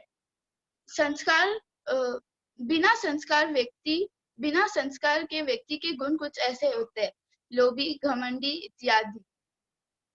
बिना संस्कार के मनुष्य अपनी राह भटक जाता है। संस्कार हमें हमारे परिवार से मिलता है। धन्यवाद। जय जिनेंद्र। अब आपके सामने आ रही है किन्नरी ममानिया मुंबई से, 15 वर्षीय किन्नरी। और इनके बाद में तैयार रहे कैलाश कशिश जैन और मनाली बैद। बोलिए, आपका समय शुरू होता है अब। जय आदिनाथ, जय जिनेंद्र। छोटों को मान, बड़ों को सम्मान, सबको मेरा प्रणाम। मैं किन्नरी मामनिया वाशी नवी मुंबई से हूँ। मैं आज आपको जीवन में संस्कार की महत्वता के बारे में कुछ बात बताना चाहती हूँ। संस्कार एक ऐसा अनमोल रत्न है जो हमें केवल देव, गुरु और धर्म की अमिवृष्टि द्वारा ही प्राप्त होता है। यदि एक बीज को माली मिल जाए, पत्थर को शिल्पी मिल जाए और एक पानी की बूंद को सीप मिल जाए तो चमत्कार सा हो जाता है। वही बीज वृक्ष बन जाता है, वही पत्थर एक सुंदर प्रतिमा बन जाती है और वही पानी की बूंद मोती बन जाती है। वैसे ही जब साधक आत्मा को संस्कारों के बीज रोपण जैसे सुपात्र दान, जीव दया, करुणा, प्रभु भक्ति, साधु साध्वी जी की वयावच, अनुकंपा और माता पिता की तरफ बहुमान मिल जाता है, तब उसके जीवन में सद्गुणों का चमत्कार होता है और वो चमत्कार का वर्णन करने हेतु शब्द भी कम पड़ते हैं। मेरा यह मानना है कि संस्कार हमें मोक्ष को प्राप्त करने की प्रथम सीढ़ी होती है। यदि हम इन अच्छे कार्यों से जुड़ जाए तो हमारे चारित्र मोहनीय कर्मों का क्षय होता है, जिससे हमारी आत्मा को परमात्मा के समीप पहुंचाता है और यह हमें इस मनुष्य जीवन में संयम मिलता है, क्योंकि यह भव मिलना बहुत ही दुर्लभ, बहुत ही कठिन होता है। यदि हम संयम न भी ले पाए तो हम अपने अच्छे संस्कारों द्वारा शासन के लिए अच्छे कार्य कर सकते हैं, जिससे हमें पुण्य मिले और दुनिया में अच्छाई बनी रहे। बड़ा हुआ तो क्या हुआ, जैसे पेड़ खजूर, पंछी को छाया नहीं, फल लागे अति दूर। भले ही हम बहुत बड़े व्यक्ति क्यों न हो, अगर हमें अच्छे संस्कार न हो तो हमारा जीवन व्यर्थ है। इस वजह से संस्कार हमारे जीवन में एक अहम भूमिका निभाती है। अगर कुछ भूल चूक हुई हो तो मैं क्षमा में टुकड़म। धन्यवाद। अब आपके सामने आ रही हैं कशिश जैन, 14 वर्ष की सूरत से। कशिश के बाद में तैयार रहे मनाली वैद और मनाली के बाद में अनन्या धारीवाल। कशिश बोलिए, आपका समय शुरू होता है अब। जय जिनेंद्र, मैं कशिश जैन सूरत से। आज का विषय है जीवन में संस्कार का महत्व। संस्कार हमारे जीवन में काफी महत्वपूर्ण होता है। संस्कार मनुष्य को आदर्श बनाता है। हम जीवन में जो भी कुछ कार्य एवं व्यवहार करते हैं, हम जिस तरह से करते हैं उन्हें संस्कार कहते हैं। संस्कार हम अपने परिजनों से सीखते हैं और संस्कार सीखकर हम अपने परिवार और समाज में अच्छी तरह से जीवन यापन करते हैं। संस्कार शब्द छोटा है, लेकिन इसकी व्याख्या करना बहुत बड़ी और कठिन साधना जैसी है। बिना संस्कारों के घर और परिवारों का जीवन एकदम से पशुओं की तरह ही होता है। इसलिए जब हमें मनुष्य जीवन मिला है तो हमें इस शब्द को अच्छी तरह से समझना चाहिए। संस्कार हमारे जीवन में काफी महत्वपूर्ण भूमिका निभाते हैं। संस्कार ही हमें शुद्धिवान बनाते हैं और ये हमारी आत्मा को शुद्धि करते हैं। मनुष्य का विकास भी संस्कारों के माध्यम से होता है। संस्कार के माध्यम से ही मनुष्य अपने जीवन को एक सुव्यवस्थित तरीके से जी पाता है। मनुष्य समाज में संस्कारों के माध्यम से एक आदर्श भूमिका निभाता है और जीवन में आगे बढ़ता चला जाता है। आज हमारे भारत देश में संस्कारों को काफी महत्वपूर्ण समझा जाता है, लेकिन कई लोग ऐसे भी हैं जो इन्हें नहीं समझते हैं और इनके खिलाफ होते हैं। वह लोग आगे जाके काफी परेशानियों का सामना करते हैं और कुछ बड़ा, कुछ नया काम नहीं कर पाते हैं। वास्तव में संस्कारों की वजह से ही मनुष्य मनुष्य है। जय जिनेंद्र, थैंक यू। अब आपके सामने आ रही हैं 21 वर्षीय मनाली वैद इंदौर से। मनाली के बाद में तैयार रहे अनन्या धारीवाल और कोमल गोलेचा। मनाली, आपका समय शुरू होता है अब। पंच परमेष्टि को मेरा नमन। आप सभी को जय जिनेंद्र, प्रणाम। I am Manali Vaid from Indore. सबसे पहले तो हम बहुत ही पुण्यशाली है कि हमें जैन धर्म मिला। बचपन से इतने अच्छे संस्कार देने वाले मम्मी पापा और धार्मिक परिवार मिला। घर में जमीकन तो कभी आया ही नहीं। इसका इतना अच्छा प्रभाव पड़ा कि स्कूल की मेस में पर्युषण के 8 दिन हम सब जैन बच्चों ने मिलकर कंदमूल का त्याग करवाया, कंदमूल रहित खाना बनवाया। अब मुझे मेरा कॉलेज गुजरात में मिला है। हॉस्टल में रह के भी जहाँ सभी बच्चे लगभग रोज मैगी, पिज्जा, फास्ट फूड खाते हैं, मुझे भी फोर्स करते हैं, लेकिन उन्हें भी समझाया, लेकिन घर हो या बाहर कंदमूल नहीं खाया। मेरे भैया फॉरेन गए थे, 10 दिन उन्हें भी नहीं मिल पाया था कुछ अच्छा खाने को। उन्होंने 10 दिन खाकरा चटनी खाकर जमीकन नहीं खाया और जैन धर्म निभाया। हम सब अपना बर्थडे कैसे मनाते हैं? हम सब तो यही सोचते हैं कि हमारे सारे दोस्तों के साथ मिलकर बड़ी पार्टी करेंगे। मेरे भैया पिछले 8 साल से अपना बर्थडे पालीताना में यात्रा करके अकेले मनाते हैं। इसी तरह साधु साध्वी की व्यावच करना, उन्हें गोचरी के लिए पूछना, वंदन गुरु वंदन करना, छोटे से छोटे जीव की भी रक्षा करना, बड़ों का सम्मान करना, छोटों से प्रेम से बात करना, कभी झगड़ा हो भी जाए तो उनसे बदले की भावना नहीं करना, उनसे मिच्छा में दुक्कडम करना, झूठ नहीं बोलना, रात्रि भोजन नहीं करना, अहिंसा परमो धर्म, बस ऐसा ही जीवन जीना। अंत में मैं शिविर ऑर्गेनाइज करवाने वाली सदा कुशल समिति को धन्यवाद करना चाहती हूँ और इस लॉकडाउन के समय में भी हमारा इतने अच्छे से समय का सदुपयोग हुआ, इसलिए आप सबका थैंक यू। इतना अच्छा मोटिवेशन मिला, धन्यवाद। जय जिनेंद्र। अब आपके सामने आ रही हैं 8 वर्षीय अनन्या धारीवाल महिदपुर से। अनन्या, ऑडियो अनम्यूट करिए अपना। दोबारा अनम्यूट करिए, म्यूट हो गया वापस। हाँ बोलिए, आपका समय शुरू होता है अब। सादर जय जिनेंद्र में अनन्या धारीवाल महिदपुर से। जीवन में संस्कार का वही महत्व है जो नदी में पानी का, जीवन में वाणी का, फूलों में खुशबू का और आसमान में तारों का महत्व है। और जिस प्रकार यदि मनुष्य जीवन में संस्कार न हो तो जैसे मेहंदी के बिना रंग बेकार, खुशबू के बिना फूल बेकार, ज्योति के बिना दीपक बेकार, ठीक उसी प्रकार संस्कार के बिना मनुष्य जीवन बेकार। मनुष्य के जीवन में जो संस्कार रूपी बीज बचपन से बोया जाता है वह जीवन के अंतिम पड़ाव तक हमेशा साथ रहता है। यदि मनुष्य जीवन में संस्कार न हो तो वह मनुष्य जीवन होते हुए भी पशु जीवन के समान होता है। जीवन में यदि संस्कार होते हैं तो वह दिखाने की जरूरत नहीं होती है, वह अपने आप, अपने स्वभाव, अपने व्यवहार से प्रकट हो जाता है। संस्कार ही ले जाता है हमें ऊंचाइयों पर और परिवार सहित देश भी करता है गर्व हम पर। धन्यवाद। बहुत अच्छे अनन्या। अब आपके सामने आ रही हैं कोमल गुलेछा 20 वर्षीय फलोदी से। कोमल के बाद में तैयार रहें भाविशा मरडिया मुंबई से और पूर्वी कोचर बीकानेर से। कोमल, आपका समय शुरू होता है अब। जय जिनेंद्र, जय आदिनाथ, जय दादा गुरुदेव की। कोमल गुलेछा का आप सभी को प्रणाम।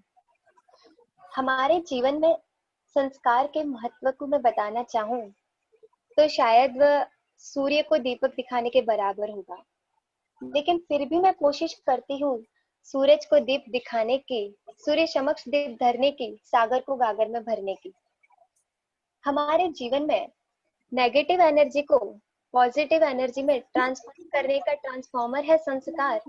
हमारे जीवन में क्रोध रूपी गर्मी को शीतलता में कन्वर्ट करने का रेफ्रिजरेटर है संस्कार। और सबसे इम्पोर्टेंट, हमारे जीवन में सबकी दुआओं को समावेश करके उसको स्टोर करने का रिसीविंग सेंटर है संस्कार। जिस प्रकार एक शरीर को सुचारू रूप से चलने के लिए रक्त की अति आवश्यकता होती है, उसी प्रकार हमारे जीवन को सुचारू रूप से एक अच्छे जीवन को चलाने के लिए संस्कार की अति आवश्यकता होती है। रक्त का शरीर में जो महत्व है वही महत्व मैं बताना चाहूंगी हमारे जीवन में संस्कार का है। तो क्या कहा, शिक्षा जीवन में उपहार है, लेकिन संस्कार तो जीवन का सार है। अगर किसी में तेल ही नहीं, जिसके भीतर तेल ही नहीं वह दीप जलेगा कैसे? जिसके मूल में रस ही नहीं वह फूल खिलेगा कैसे? और बंधुओं, जिसके जीवन में संस्कार ही नहीं उसका जीवन चलेगा कैसे? रात के अंधकार को मिटाने के लिए सूर्य का उजाला चाहिए और हमारे जीवन में अंधकार को मिटाने के लिए, हमारे जीवन में उजाला करने के लिए संस्कार चाहिए। क्योंकि संस्कार एक ऐसा इन्वेस्टमेंट है, एक बार इन्वेस्ट किया जाए तो इस भाव तो अच्छा होता ही और हमारे आगे के भाव भी साथ चलता है। इसी के साथ मैं अपने वक्तव्य को विराम देती हूँ। जिन्नागे विरुद्ध कुछ कहने में आया हो तो मिच्छामि दुक्कडम। अब आपके सामने आ रही हैं 11 वर्षीय भाविशा मरडिया मुंबई से। भाविशा के बाद में तैयार रहें पूर्वी कोचर। भाविशा, आपका समय शुरू होता है अब।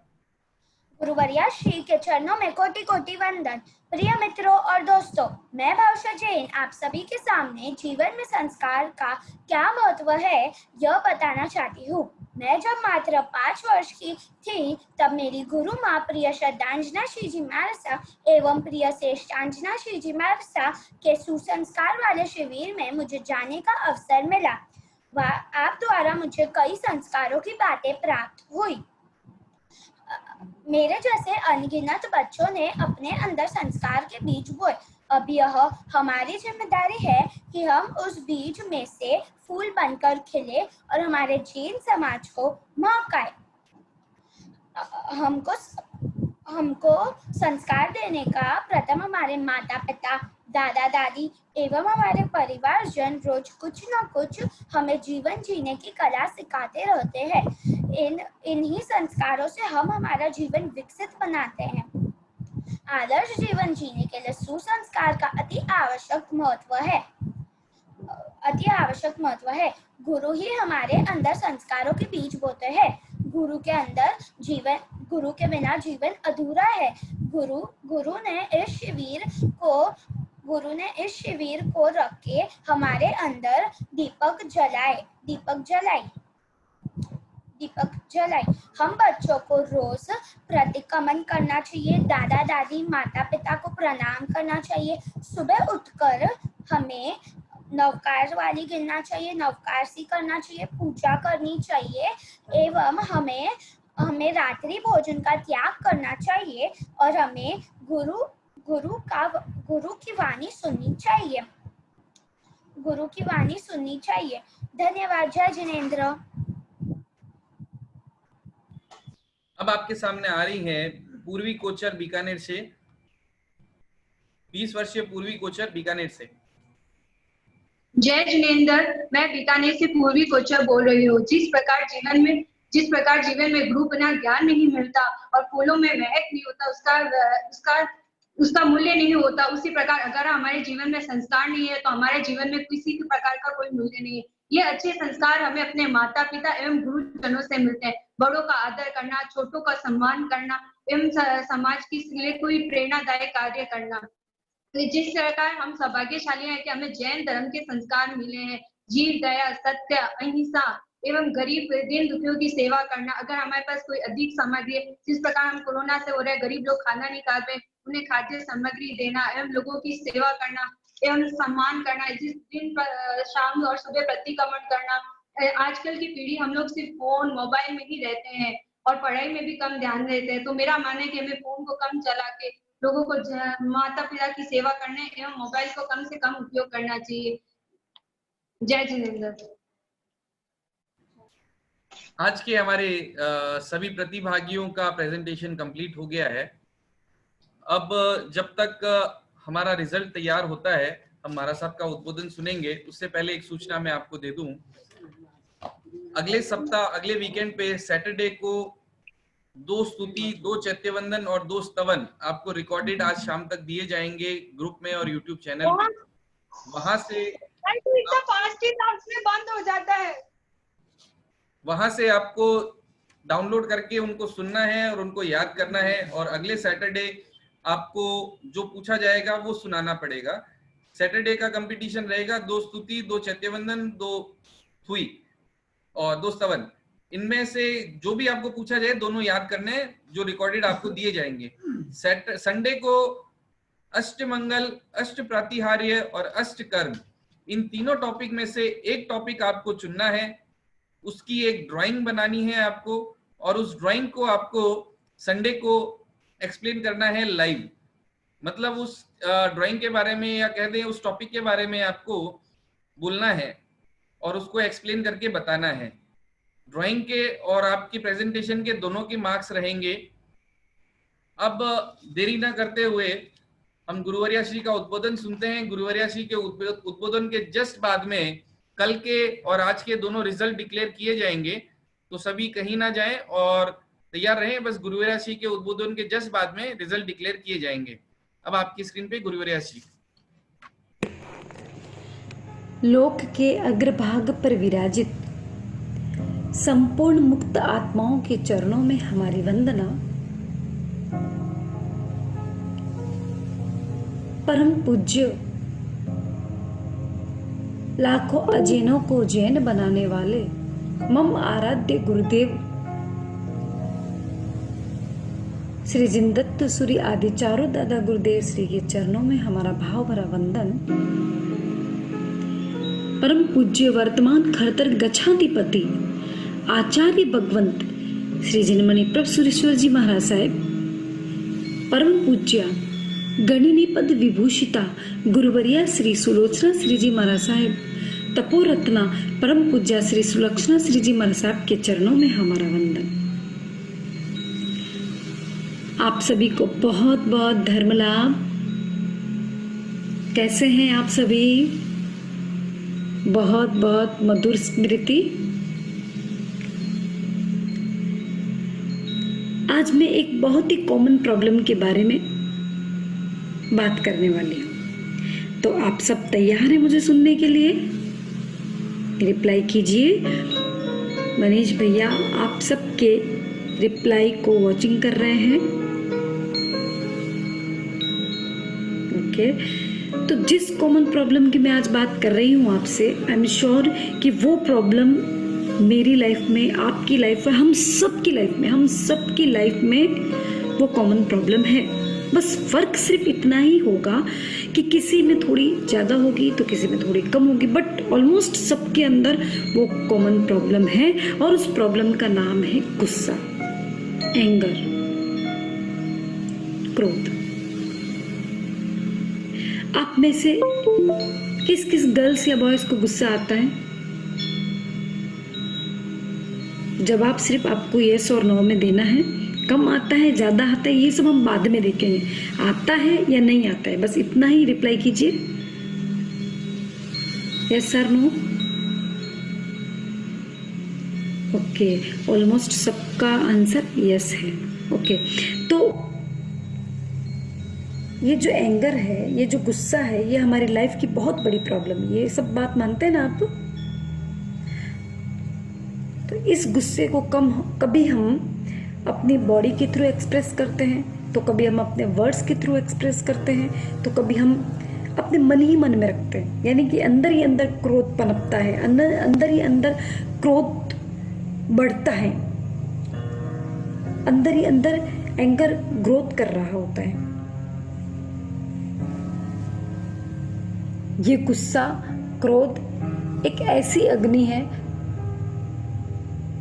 जो सबसे पहले अपने मन की शांति और सुकून को जला करके राख कर देती है।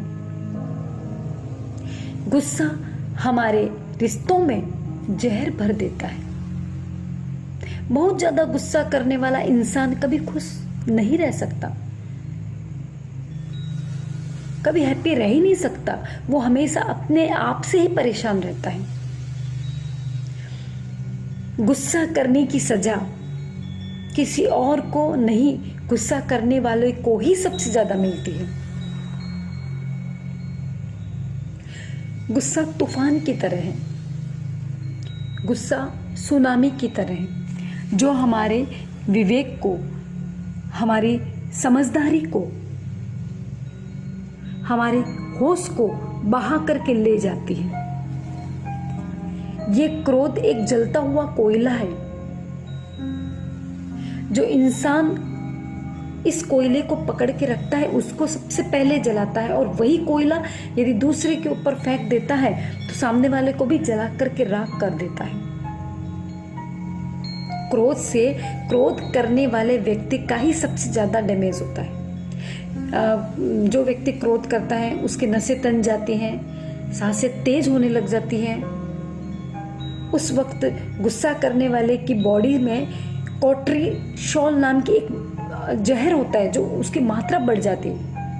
कोर्टिसोल जब बढ़ता है तब बॉडी में आर्टरीज और वेन्स को सबसे ज्यादा डैमेज करती है, नुकसान पहुंचाती है।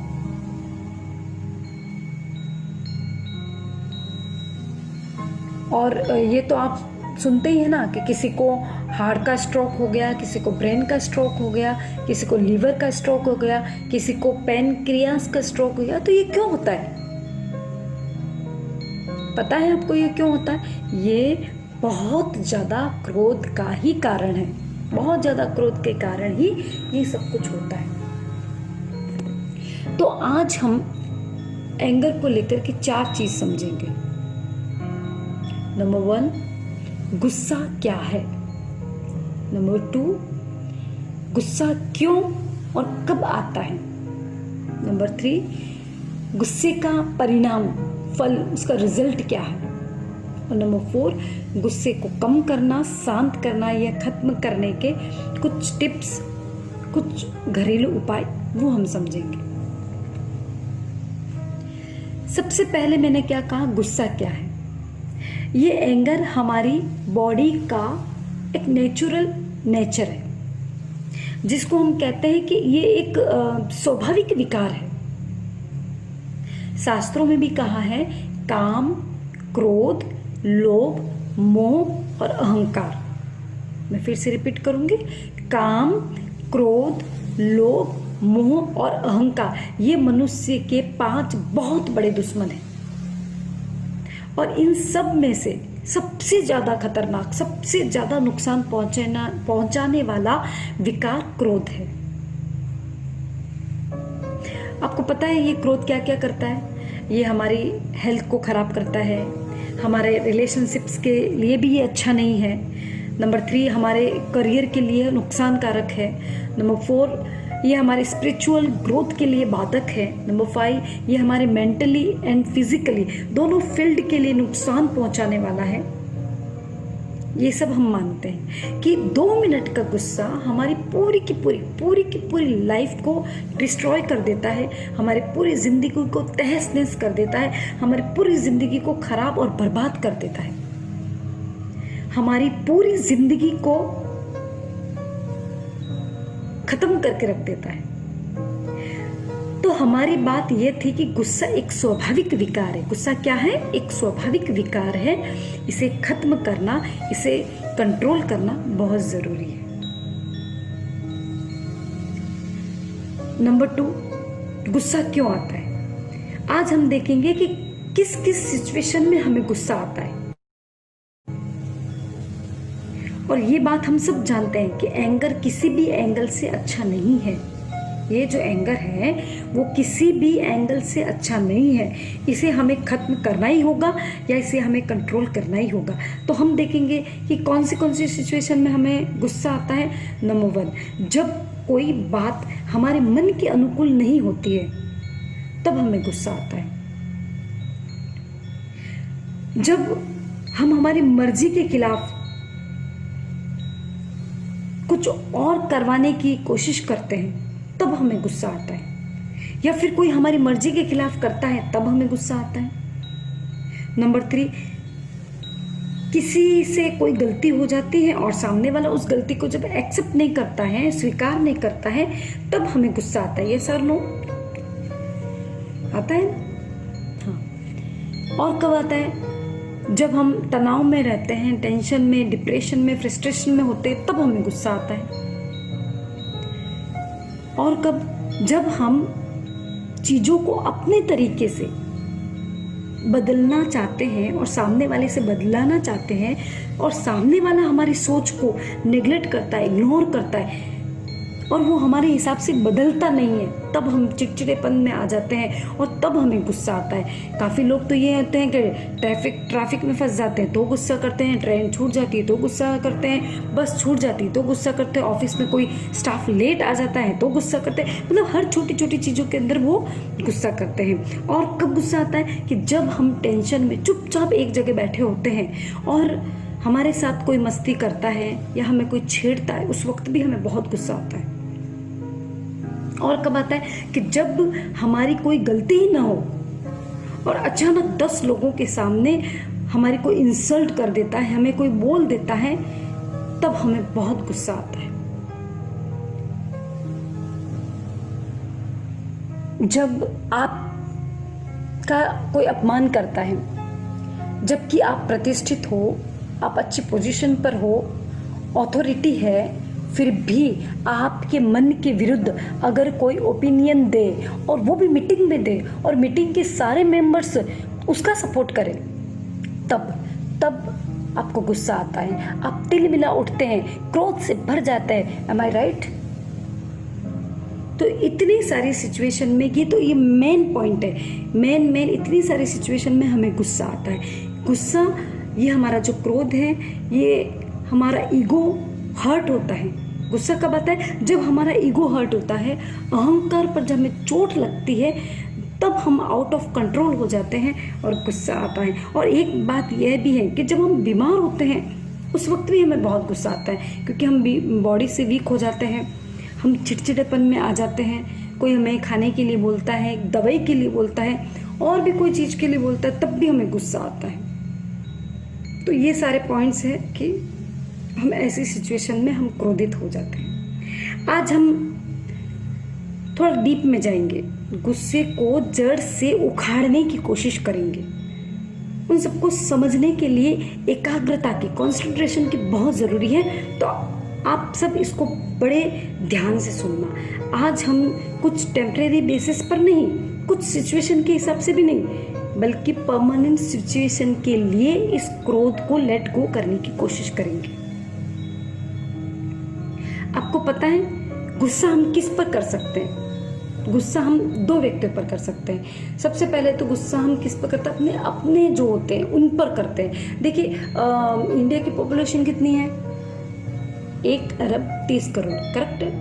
लगभग यही है। तो इन 1 अरब 30 करोड़ आबादी से, जनसंख्या में से आप कितने को जानते हैं? 100, 200, 300, 400, 500, बस इससे ज्यादा क्या।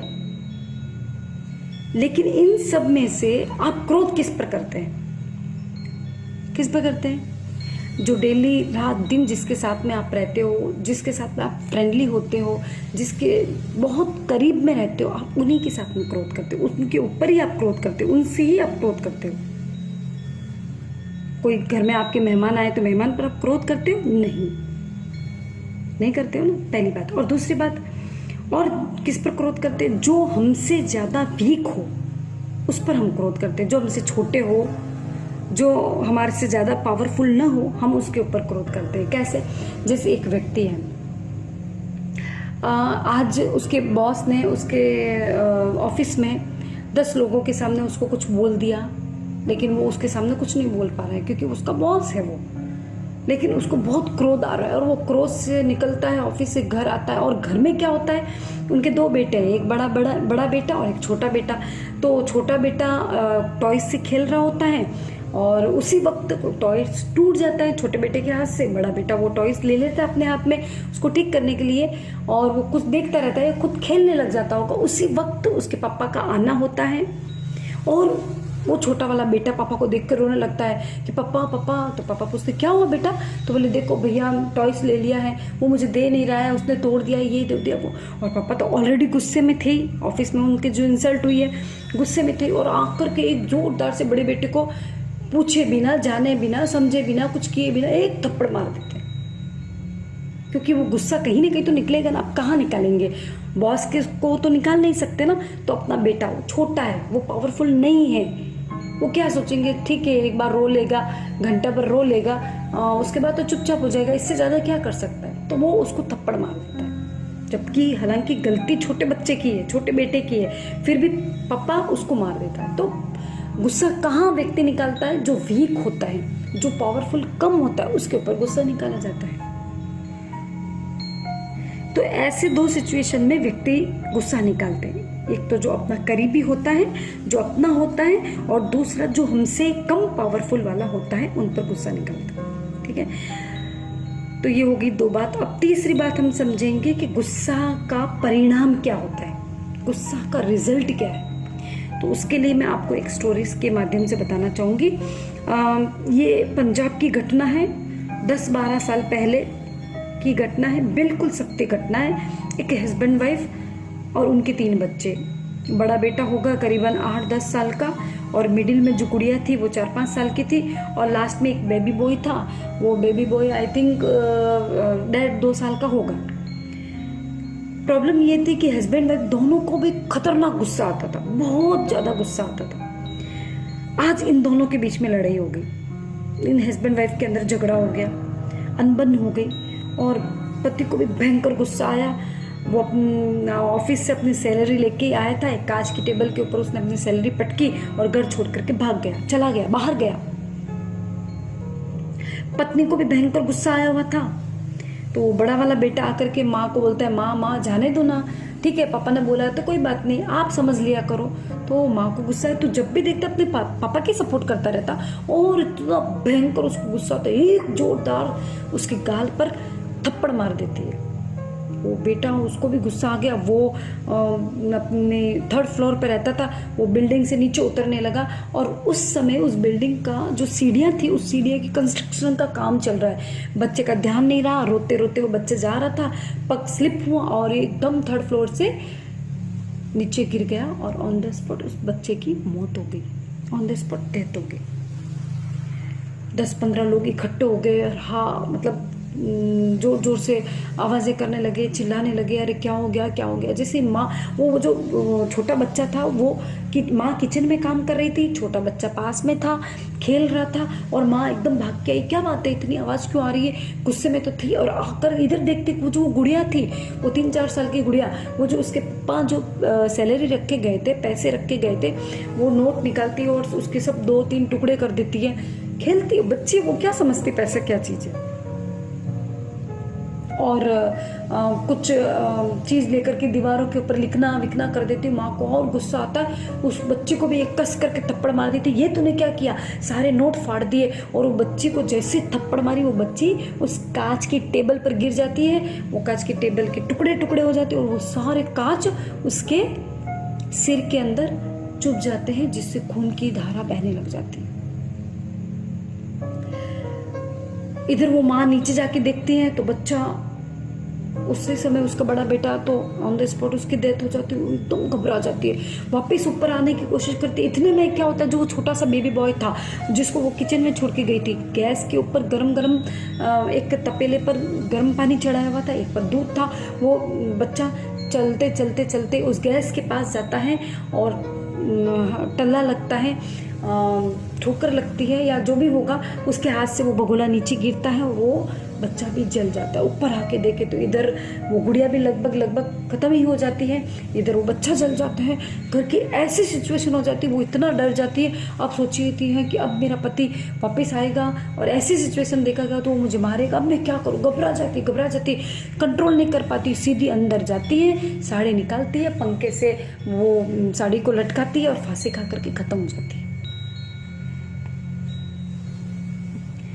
तो बेटा और बेटी तो पहले से ही खत्म हो जाते हैं, पहले से ही उनकी डेथ हो जाती है। माँ भी फांसी खा के मर जाती है और बच्चा, छोटा वाला बच्चा तो ऑलमोस्ट आधे से ऊपर जल चुका होता है। और जब पति आता है, देखता है तो एकदम उसे मन में लगता है, ओहो कैसा, मेरे क्रोध के कारण, एक छोटे से क्रोध के कारण आज मेरा पूरा हंसता खिलता परिवार क्या हो गया, खत्म हो गया। बहुत बार ये एकदम सत्य घटना है। बहुत बार ऐसा होता है कि परिस्थिति हमारे अगेंस्ट हो जाती है, उस वक्त हमें बहुत धैर्य रखना होता है, उस वक्त हमें बहुत समता से काम लेना होता है। उस वक्त यदि हम भी वापस क्रोध, सामने वाला क्रोध कर रहा है, हम भी यदि क्रोध करेंगे तो लड़ाई झगड़ा बढ़ेगा और उसका परिणाम क्या आएगा, ये तो आपने भी सुना ही था। तो क्या है, ये क्रोध का रिजल्ट है। जब क्रोध करते हैं उसका क्या परिणाम होता है, ये यहाँ पर चीज़ है। आपने देखा होगा कि अक्सर लोग के काम कब बिगड़ते हैं, उसकी खास वजह गुस्सा ही होता है, क्योंकि गुस्से में इंसान को पता ही नहीं चल रहा होता है कि वो क्या क्या बोल देता है, क्या क्या कर देता है, जिसकी वजह से काफ़ी सारी परेशानियों का सामना करना पड़ता है लाइफ में, काफ़ी सारे नुकसान उठाने पड़ते हैं। हमारी पर्सनल लाइफ में, हमारी डेली लाइफ में काफ़ी टेंशन्स क्रिएट हो जाते हैं और कोई हमें लाइक नहीं करता, सब हमें इग्नोर करने लगते हैं, सब हमसे दूर भागने लगते हैं। तब हमें बहुत बुरा लगता है, हम अकेले हो जाते हैं, अपने आप को अकेलापन महसूस करते हैं। ये सब क्रोध की वजह से होता है। अच्छा, वो आपने एंग्री बर्ड मूवी तो देखी होगी, क्या आपने देखी वो एंग्री बर्ड मूवी? एक्चुअली वो बच्चों की मूवी है, लेकिन उसमें बड़ों के लिए भी एक पावरफुल मैसेज है, एक सीख दी है। मूवी सिर्फ इतनी है कि इस मूवी का मुख्य किरदार बहुत गुस्सेल होता है, इसलिए वो क्या करता है, सारे बर्ड्स की दुनिया से अलग समुद्र के किनारे पर जाकर के अपना घर बना करके रहता है। पर कुछ समय के बाद में जब उसका गुस्सा कंट्रोल हो जाता है, अपने क्रोध को जब वो काबू कर लेता है, तब वो वापस उन बर्ड्स की दुनिया में आता है और सारे बर्ड्स का वो क्या बन जाता है, हीरो बन जाता है। मूवी का ये मैसेज ये सीख मुख्य रूप में, इस मूवी में ये सीख मुख्य रूप से दी गई है कि गुस्सा किसी भी चीज का हल नहीं है। वो व्यक्ति भी कब सबका प्यारा बन जाता है, सब उसे लाइक कब करते हैं, जब उसका गुस्सा खत्म होता है। तो गुस्सा किसी भी समस्या का समाधान नहीं है। ये उल्टा, ये गुस्सा क्या करता है, हमें जिंदगी में अकेला कर देता है। बहुत लोगों के बीच में हमें शर्मिंदा होना पड़ता है इस गुस्से के कारण, हम सबकी नजरों में गिर जाते हैं। तो ये गुस्सा का ही परिणाम है। गुस्सा का परिणाम कई बार क्या कर देता है, लव बर्ड से हमें एंग्री बर्ड बना देता है, अच्छे खासे फ्रेंड्स के साथ में अनफ्रेंड बना देता है। ये गुस्सा सिर्फ पीस ऑफ माइंड का ही नहीं, और भी बहुत सारा नुकसान पहुंचा देता है। सो इस एंगर को, इस गुस्से को कैसे मैनेज करना है, कैसे कंट्रोल करना है, आज हम अच्छे और इजी कुछ टिप्स समझेंगे। कुछ घरेलू उपाय भी मैं आपको यहाँ पर बताना चाहूँगी, जिससे आपके अपने रूठे ना, साथ कभी छूटे ना, संग समाज टूटे ना। क्या कहा मैंने? जिससे आपके अपने रूठे ना, साथ कभी छूटे ना, संग समाज टूटे ना। तो नंबर 4, गुस्से को कम करना, शांत करना और कंट्रोल करना, इसके कुछ टिप्स है। तो नंबर 1 टिप्स ये है, नंबर 1 टिप हमारा ये रहेगा कि जब भी हमें गुस्सा आता है उस वक्त तुरंत उस वक्त रिएक्ट नहीं करना, बस शांत होकर के बैठ जाना है। एक शब्द भी नहीं बोलना है, सोचे समझे एक शब्द भी नहीं बोलना है, क्योंकि यदि आप रिएक्ट करोगे गुस्से में तो मामला और बिगड़ेगा, पूरा गेम बिगड़ जाएगा। रिएक्ट करने के स्थान पर आप रिस्पॉन्ड करो तो बाजी हमारे हाथ में रहेगी। गुस्सा करना जितना बुरा नहीं है, उतना ज्यादा बुरा क्या है, सोचे समझे बिना रिएक्ट करना है। क्योंकि उस वक्त हम वो बोल देते हैं जो हमें नहीं बोलना चाहिए, हम वो कर देते हैं जो हमें नहीं करना चाहिए, जिसका रिजल्ट हम अपने रिलेशंस का, अपने करियर का, अपने ग्रोथ का, अपनी खुशी का नुकसान कर देते हैं। क्या आपको पता है, स्टीव जॉब को उसे अपनी ही कंपनी से निकाल दिया गया था, लेकिन उन्होंने उस वक्त रिएक्ट नहीं किया, रिस्पॉन्ड किया, जिसकी वजह से उन्होंने 2 नई कंपनीज बना दी एंड ग्रेजुअली उनको एप्पल में फिर से वापस सीईओ बना दिया गया। तो आई रिपीट, गुस्सा करना बुरा नहीं है, लेकिन गुस्से के वक्त सोचे समझे रिएक्ट करना बहुत नुकसानदायी है। तो गुस्से को कंट्रोल करने का सबसे पहला टिप हमारा है, डोंट रिएक्ट बट रिस्पॉन्ड। बिना सोचे समझे किसी भी प्रकार का हमें कोई रिएक्ट नहीं करना है। दूसरा टिप, जब भी गुस्सा आए और हम गुस्से में जब भी काबू हो जाते हैं, ऐसे सिचुएशन में हमें किसी भी प्रकार की कोई भी बहस नहीं करना है, चुप हो जाना है, मौन ले लेना है, या तो फिर उस जगह को ही छोड़ करके चले जाओ, दूसरे कमरे में चले जाओ, एक छोटा सा ब्रेक ले लो, या फिर ठंडा ठंडा 1 गिलास पानी पी लो, थोड़ा घूम करके आ जाओ। तो उस समय का माहौल थोड़ा ठीक हो जाएगा, शांत हो जाएगा, और धीरे धीरे वो बात आप भी भूल जाएंगे, सामने वाला भी भूल जाएगा। या फिर जब भी गुस्सा आए तो 1 से लेकर के 20 तक की गिनती, या 1 से लेकर के 50 तक की गिनती गिन लो, उसके बाद आप कोई जवाब दो, तो आपको सोचने का, समझने का थोड़ा वक्त मिल जाएगा। ठीक है, तो गुस्सा शांत करने का तीसरा टिप मैं बताती हूँ कि जब भी गुस्सा आपको आए आप सो जाओ, घंटा, आधा घंटा, 1 घंटा आप कमरे में जाके चुपचाप सो जाओ। हालांकि नींद नहीं आएगी, वही चीज़ें, सारी बातें माइंड में घूमती रहेगी, सब कुछ ठीक है, आप नींद ले लें तो ज़्यादा बेटर है। यदि नींद न भी आए तो आप चुपचाप जा करके सो जाओ, लेकिन आपको कुछ नहीं बोलना है। और दूसरी बात, गुस्सा नहीं आने के लिए या गुस्सा कम आने के लिए दिन में 24 घंटे में 6 से 7 घंटे नींद लेना बहुत ज़रूरी है, क्योंकि 6 से 7 घंटे यदि हमारी नींद हो जाती है तो हमें चिड़चिड़ापन नहीं आता है, और यदि चिड़चिड़ापन नहीं आता तो हमें गुस्सा भी नहीं आता है, और यदि हमारी नींद नहीं होती तो हमें गुस्सा आता है। नींद बराबर न होने के कारण हमारे आँखों के नीचे डार्क सर्कल्स बन जाते हैं, हमारी जो सुंदरता है उसके अंदर भी क्या आ जाती है, कमी आ जाती है। तो ये सारा मुझे, तो अब मैं आपको बताना चाहूँगी कुछ घरेलू उपाय। कुछ घरेलू उपाय हैं जो आप हम सब कर सकते हैं। तो घरेलू उपाय का पहला उपाय है कि प्रतिदिन सुबह एक आंवला आपको खाना है। जो आंवला होता है ना, चाशनी वाला आंवला, प्रतिदिन एक आंवले का आपको सेवन करना है। और शाम को क्या करना है, 1 चम्मच गुलकंद खाकर के ऊपर 1 गिलास दूध पी लेना है। क्या काम है ना, सुबह आपको 1 आंवला या फिर आंवले का मुरब्बा भी आप खा सकते हो, और शाम को 1 चम्मच गुलकंद और उसके ऊपर 1 गिलास दूध पी लेना है। इसका 2 in 1 2 बेनिफिट्स है। नंबर 1, क्रोध आना बंद हो जाएगा, और नंबर 2, ये आपकी हेल्थ के लिए भी बहुत अच्छा है, मतलब फिट एंड फाइन इससे आप होंगे। ठीक है। दूसरा हमारा उपाय है कि प्रतिदिन 1 एप्पल का आपको सेवन करना है। बिना छिली हुई 1 एप्पल को रोज सुबह चबा चबा करके खाना है। 15 दिन तक कंटिन्यूस यदि आप इस एप्पल का सेवन करेंगे तो धीरे धीरे आपका गुस्सा शांत हो जाएगा, दिमाग की कमजोरी भी दूर हो जाएगी और याददाश्त शक्ति भी बढ़ेगी। तीसरा उपाय है कि 1 गिलास पानी में 1 टीस्पून चाशनी और उसके अंदर 3-4 तुलसी के पत्ते मिलाकर के सुबह सुबह आप उसे पी लीजिए। इससे भी 2 चीज होगी, 2 फायदे होंगे।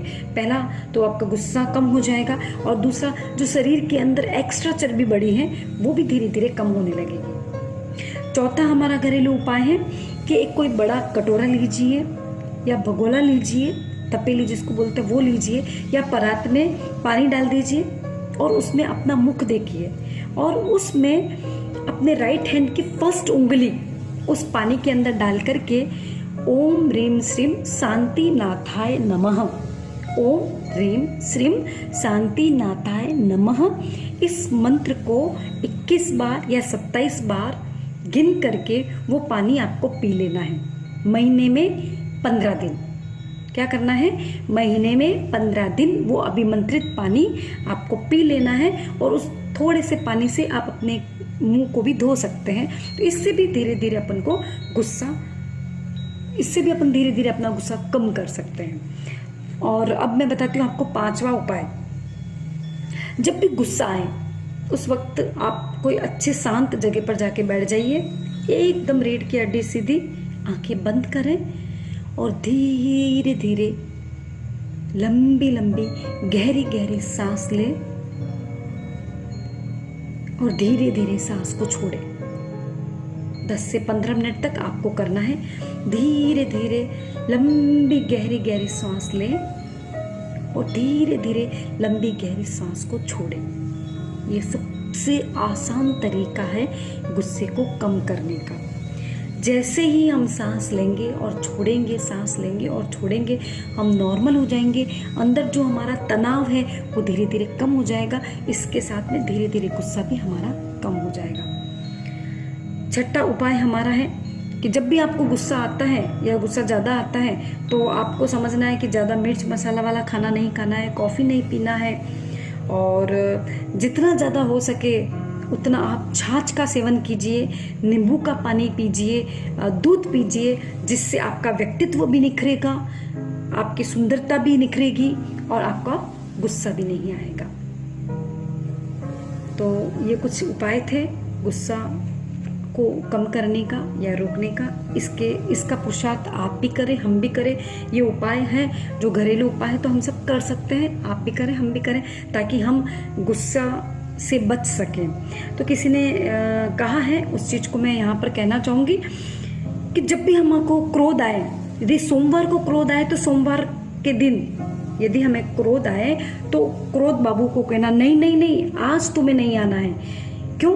क्योंकि आज सोमवार है, सप्ताह का पहला दिन है, पहले दिन की शुरुआत, क्रोध बिल्कुल भी नहीं। तो आज तुम चले जाओ, कल आना। यदि मंगलवार को हमें क्रोध आता है तो आज तो मंगलवार है, मंगल में अमंगल में मैं कैसे कर सकता हूँ या कैसे कर सकती हूँ, तो आज तो मैं क्रोध बिल्कुल भी नहीं करूँगी। यदि वेडनेसडे को आपको क्रोध आता है, यानी कि बुधवार को क्रोध आता है, तो बुध तो शुद्ध है, तो शुद्ध को मैं अशुद्ध क्यों बनाऊँ, ऐसा सोचना है। अपने आप को मोटिवेट करना है कि शुद्ध को मैं अशुद्ध कैसे बनाऊं। ये बुधवार कैसा है, शुद्धवार है, और शुद्धवार को मैं अशुद्ध नहीं बनाऊंगा। तो आज तो क्रोध मैं हरगिज नहीं करूंगा।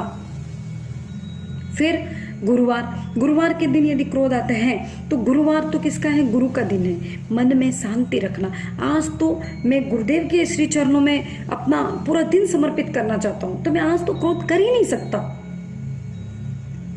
फिर शुक्रवार है तो आज तो शुक्रिया करने का दिन है, परमात्मा को शुक्रिया अदा करना कि हे प्रभु, मुझे जो कुछ भी मिला है वो आपकी बदौलत, आपकी कृपा से मिला है, तो मैं आज आपको शुक्रिया करने वाला हूँ, शुक्रिया अदा करने वाला हूँ। तो मैं गुस्सा कैसे कर सकता हूँ? आज तो बिल्कुल भी नहीं। नेक्स्ट दिन शनिवार। ओहो, शनिवार को कौन गुस्सा करता है? नहीं, शनिवार को गुस्सा करूंगे तो ये शनिश्चर मेरा पीछे चल जाएगा। तो हे गुस्सा बाबू, आज तो बिल्कुल भी गुस्सा नहीं, आज तेरे लिए नो एंट्री। और अगला रविवार। हाँ, गुस्से बाबू को बोलना, क्रोध को बोलना है आज तो रविवार है, आज टुडे इज हॉलीडे। तो छुट्टी के दिन कौन गुस्सा करता है? तो आज रविवार है, सारी छुट्टी है, तो तेरी भी आज छुट्टी है, तो आज भी मुझे गुस्सा नहीं करना है। तो हफ्ते में 7 दिन में आपको एक नियम लेना है। नियम सिर्फ इतना लेना है कि आपको जो डे आपको पसंद है, यानी कि मंडे आपको पसंद है, ऐसा देखा जाए तो मंडे दादा गुरुदेव का दिन है। आप मन में संकल्प कर ले कि मैं मंडे के दिन चाहे कैसी भी सिचुएशन बने मैं गुस्सा नहीं करूंगा या नहीं करूंगी। मंगलवार के दिन कोई चाहता है तो मंगलवार के एक दिन के लिए गुस्से का सौगंध ले लीजिए, नियम ले लीजिए।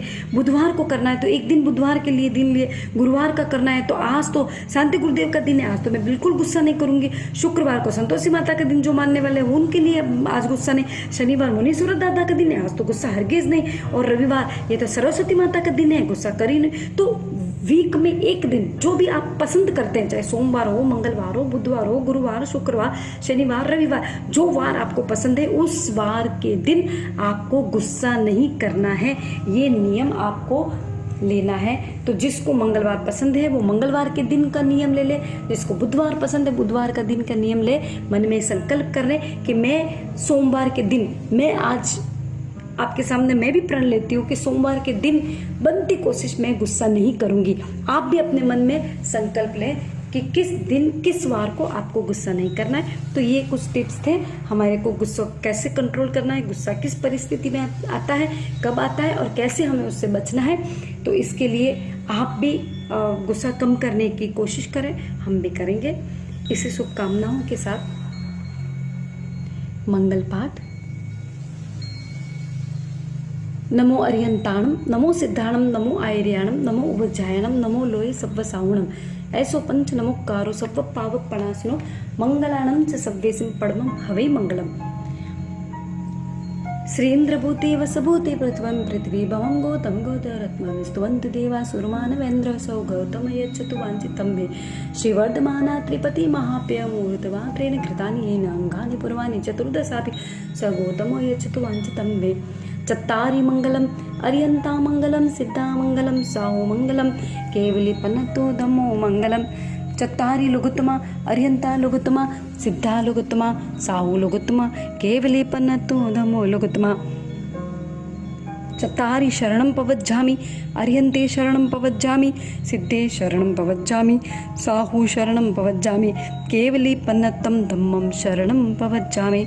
दाशानुदासय सर्वदेवा यदि अपादाब्जितले लोठन्ति मरुस्थले कल्पतरुसजियात् युग प्रधानो जिन दत्त सूरि युग प्रधानो मणिदारि सृजिन चंद्र सूरि युग प्रधानो सृजिन कुशल सूरि युग प्रधानो सृजिन चंद्र सूरि युग प्रभावक सृजिन कांति सूरि उपसर्गाक्षयं यान्ति छिद्यन्ते विघ्नवल्लय मन प्रसन्नतामिति पूज्यमाने जिनेश्वरे। सर्वमंगल मांगल्यम सर्वकल्याणकारणम प्रधानम सर्वधर्माणम जैनम जयति शासनम। धर्म लाभ। अभी आपको शनिवार के दिन जो बॉयज़ का ये कंपटीशन हुआ था उसका रिज़ल्ट और आज आपका रिज़ल्ट अभी आपको कुछ ही मिनटों में हमारे मनीष भाई आपको अभी रिज़ल्ट बताएंगे। और अगले रविवार को आपको क्या करना है, किस कंपटीशन में आपको सम्मिलित होना है, क्या करना है, उसके बारे में भी जानकारी अभी आपको मनीष भाई देंगे।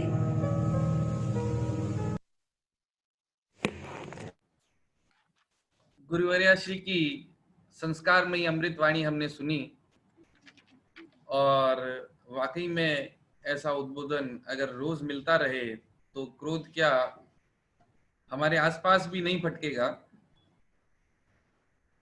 रिजल्ट बॉयज और गर्ल्स के दोनों के तैयार हो चुके हैं।